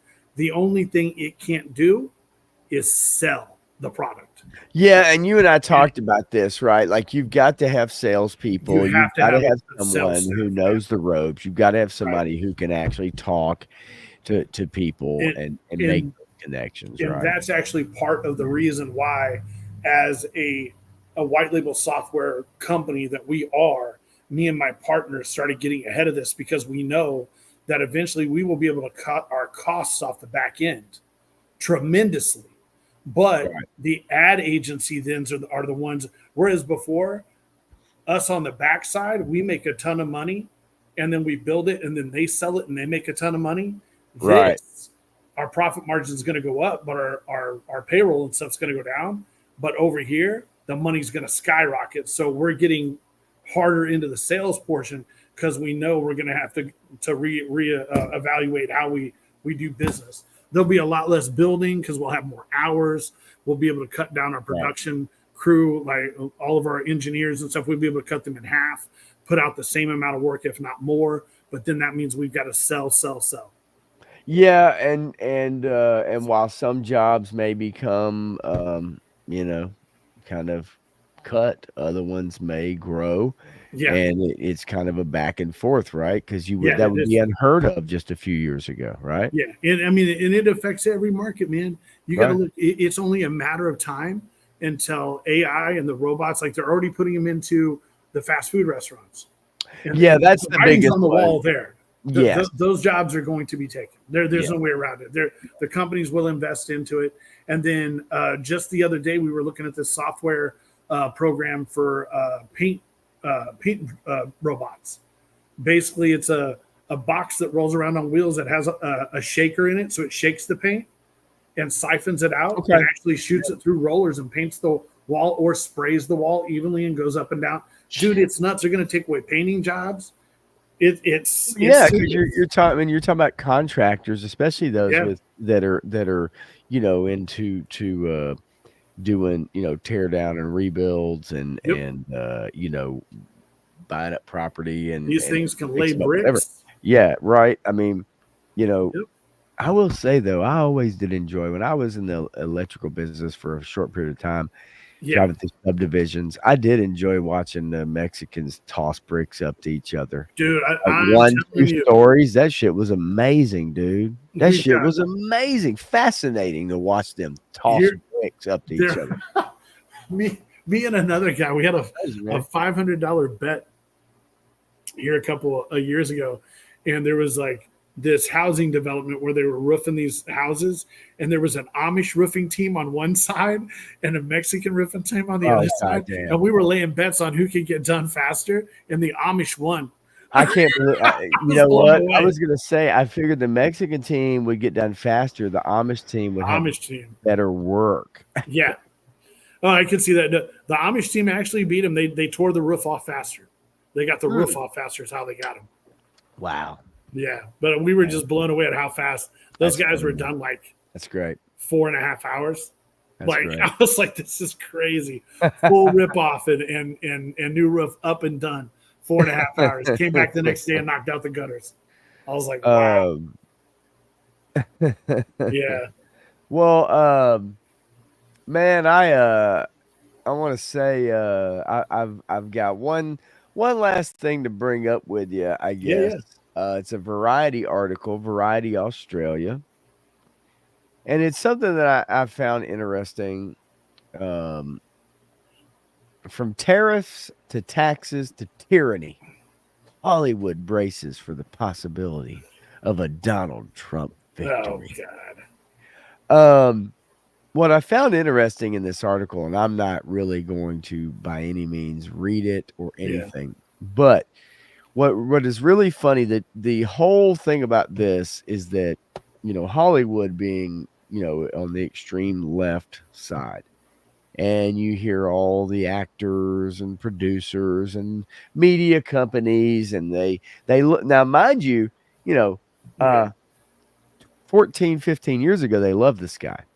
Oh yeah. The Apprentice. Yeah, he was good television. Good luck trying to find and stream The Apprentice, by the way. Yeah. Good luck trying to find it somewhere. But the Apprentice, they loved this guy. Now once he became president, then of course there's the cabal of people and the privileged few who determine, and also your media conglomerates who own all the newspapers. They're owned by like 3 companies, and so you see the same headlines, the same Twitter articles, the same, absolutely. right. So nonetheless, this is I believe a lawyer here says there's a lot of nervousness. They don't know exactly what he would do if he would got back in power, and those who are in the entertainment sector. Yeah. Now the funny thing is, though, however, and I'm gonna see if I can get to it.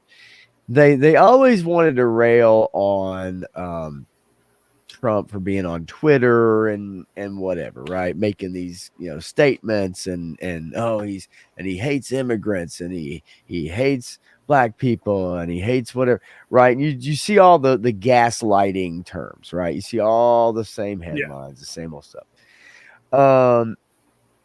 However, to the benefit of Hollywood is where he actually made a lot of inroads, and yet for them to be the way they are about him is really kind of not understandable. It says if elected to a second term, Trump has vowed to cut the corporate tax rate even further to 15% for companies that make their products in the U.S. Harris, in contrast, wants to hike the rate to 28% and increase the tax on overseas income. So when you're looking at Hollywood, right, and you're talking about corporations and tax breaks, it would actually behoove Hollywood as a whole to back Trump than Harris. He's looking for tax cuts for businesses, trying to get tax cuts in the tech industry and in Hollywood, basically. And yet you have this general support for Biden and Harris, and it really kind of is contradictory against itself. It's very odd.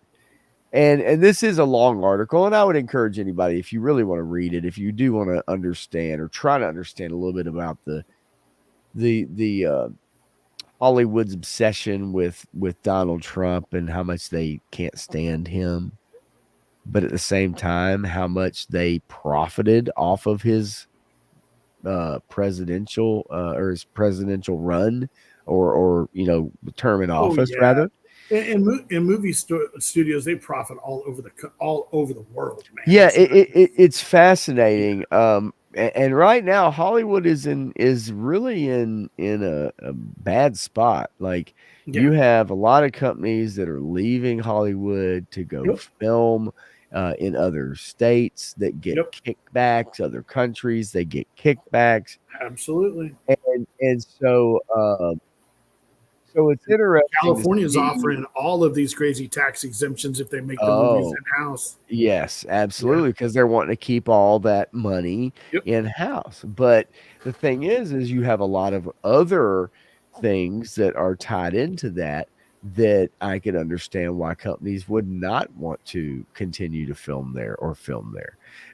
And so, and then as far as the actors, if you work 6 months in a state, then you might be considered a resident of that state, or you might have to, you have to pay taxes in that state, and the taxes in California are quite high. If you film in Georgia or Tennessee or somewhere else, it might be quite a bit cheaper. And so I thought it was interesting. I just find it funny, the hypocrisy really from Hollywood, that it wasn't 15 years ago when he's filming The Apprentice or whatever it was, and they just loved him, loved the show, loved to talk about him. And it's and it's surprising that Hollywood wants to give Trump so much shit, because he cut their tax rates like crazy. That's what just fascinates me. Yeah. And that's where I think you get in the situation where there are people who are in control, they get the words out, and that way the actors parrot those words. You get the studios that parrot those words, because if you want to stay in good standing, then you better fall in line, right? Yep. Oh, I agree. And I really firmly believe that, and it's but it is interesting, and they've done I guess a film called The Apprentice now, which is kind of a Trump film biography or whatever. It was at Cannes last May. And so and I love this because, man, like, look, this is one of the last things I'll leave you with. Director Ali Abbasi basked in the applause, confident that the 8-minute standing ovation was enjoying in Cannes last May. Here's the deal. Every fucking film gets an 8 or 9 minute standing ovation. It's a fucking joke at this point. That you putting that in your article, Brent Lang and Gene Mados, does not fucking impress me. Right. And I also love the picture where they try to take Trump's red tie and then roll it out into a fucking red carpet. You would think that their graphics guy would be better than that. Yeah, it's so funny though, because the media slobbed the knob of this guy for so many years. Oh, yeah. They love this son of a bitch, and then all of a sudden now he's a Yahtzee, and they just the world's gonna implode if he. So yeah, let's see. I had texted my cousin and asked if he was still listening, and excuse me, there was a reason why actually a while back, but I think at this point I've kind of forgotten why. But I did, but no big deal. But anyway, so yeah, man, look, I don't know, a few things I wanted to bring up. Obviously, just have you hang out for a little while, shoot the shit. Get your thoughts on some of this bullshit. Some of it, some of the things that you brought up tonight are actually, fantastic, especially when it comes to the, like we were talking about the boba tea thing, or you're talking about like some of the trans stuff, or you're talking about, any of that. It's like, there's different angles and different things, you can come at. You have the Wicked star, getting upset about the poster and all that kind of stuff. And so, yeah, man, it's, it's just. Go ahead. Sorry. No. Actually, you go ahead. No, it's just like, I guess for me, just as a person, I think that, for me personally, I choose my battles. Right. You know what I mean? I don't try. I mean, at no point do I not stick up for myself or have my voice be heard when I feel it needs to be. But there's a plenty of other times where I just, I choose my battles. And it just seems like anymore, everyone's just throwing rocks hoping to hit something. You know what? It's just ridiculous. Right. Yeah, that makes sense. I do think there is a lot of, I think there's a lot of valid criticism when it comes to what we see where companies now, and even when you look at commercials, even in sports, like sports segments where they'll highlight or bring somebody in, or they'll go out of their way to mention something, and you can just see how disingenuous, you can see how fake it is. And I'm not saying that it hasn't always been that way, but I think people now are more attuned to that stuff than ever, right? Because we spend so much time on media than ever before. Yeah. And so people get wiser to the game. They see the fakeness, right? Yeah. And I think we're seeing a direct result of that when it comes to Hollywood, and you see it even with your streaming companies and the lack of movie stars and stuff like that. I think people are kind of, wising up, and they're choosing authenticity. You're seeing a lot of, independents be successful and everything. And I'm hoping that happens more, because there's so much more care that goes into the independent movies, and so much, original storytelling, that like you get a lot better movies most generally. And you're starting to see a lot of these other stars that really do have merit, even though that big paycheck's attached to it. You see them backing away from some of these major studios. Right. So. Yeah. No, I agree. And I don't know. I just think that, people really are they're wanting to get away from the DEI and bombarded with like, Absolutely. you must do this, you have to do this. People Yeah. don't like being told what to do. No, not at all. And I think overall, I really do feel that a lot of those entities and a lot of that stuff is gonna kind of run out of money. I think that it's gonna the funding It is. and as the products and the shows and whatever it is they're producing continue to fail and continue to not make the numbers to Yep. be successful and produce profit, that eventually you're gonna pass the fulcrum and you're gonna go on the other side. And I do believe Yeah. that's probably gonna happen. Yep. So let's see. I was texting my cousin real quick that I was about to play the intro as the outro if he wanted to hear it. I had a new intro tonight. So, Nice. so yeah, no, I told him I'd play it earlier, but let's see. The intro out. How about that? That works for me. He's taking some pictures and probably reviewing a figure, I'm sure, which is probably the best thing he could do. Cool. But anyway, man. So yeah, War Chest. Always good to talk to you. Yeah. Brought up a lot of different shit tonight, man. I appreciate you hanging out. And it's good. I don't really have much else to bring up. We are in the season of Halloween. Do you have anything, or do you have any, like, as far as pictures or anything that you do that you want to turn anybody on to, or anything at all, or just, or you just kind of hanging out, doing your thing and lurking in the chats here and there? Oh, I'm usually lurking in the chats. I have done a bunch of figure photography over the last week because I've just had the last week to screw off. Okay. Which I really hadn't really thought about breaking out camera equipment to do stuff like that with. I've been kind of pissed off because I broke my X-Pan, and there's really no way to repair it without buying another one. And I don't want to buy another one because you're never guaranteed how long it's going to last. So I bought a new Fuji GFX 100, and I've been using it to take a bunch of pictures just for fun. I'm a Sony shooter for the most part now anyway, but I used to professionally shoot all the time. And I used to do a lot of food photography for like Panera Bread and like other restaurants and cookbooks and stuff. I did that for a long time. But I broke out a bunch of my food photography gear, and I didn't realize how much of it I can use actually for action figure photography. Hell yeah. Yeah. So like, it was pretty interesting because that's a medium I've never really messed with. I mean, photography, but I never really messed with that. Yeah. So that'll be pretty fun.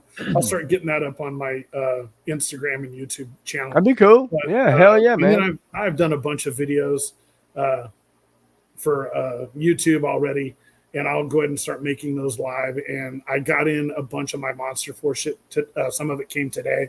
I'm waiting on a couple other figures, and then I'll do some reviews for the Monster Force stuff, which I've already opened a couple of them. They're pretty dope, but I would have to say that even though I do like them, $36.99 a figure, and then when you add in the tax and the shipping, you're looking at like $41 a pop. And I'm like, man, I can't justify it. You can't go troop building on that that price. And I just and I've got an unrealistic budget for toys and bullshit, and even I'm sitting there going, nah, not paying it. Yeah. So yeah, it's just. But the figures are pretty damn cool. The quality's there. I really did enjoy the two that I've already opened. I was like, these are really badass. But yeah, it'll be a one and only for me, I'm afraid.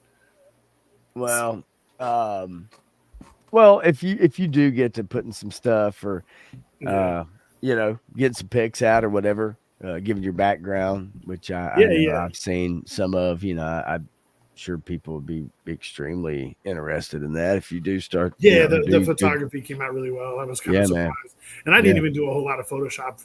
I just did everything that was in camera.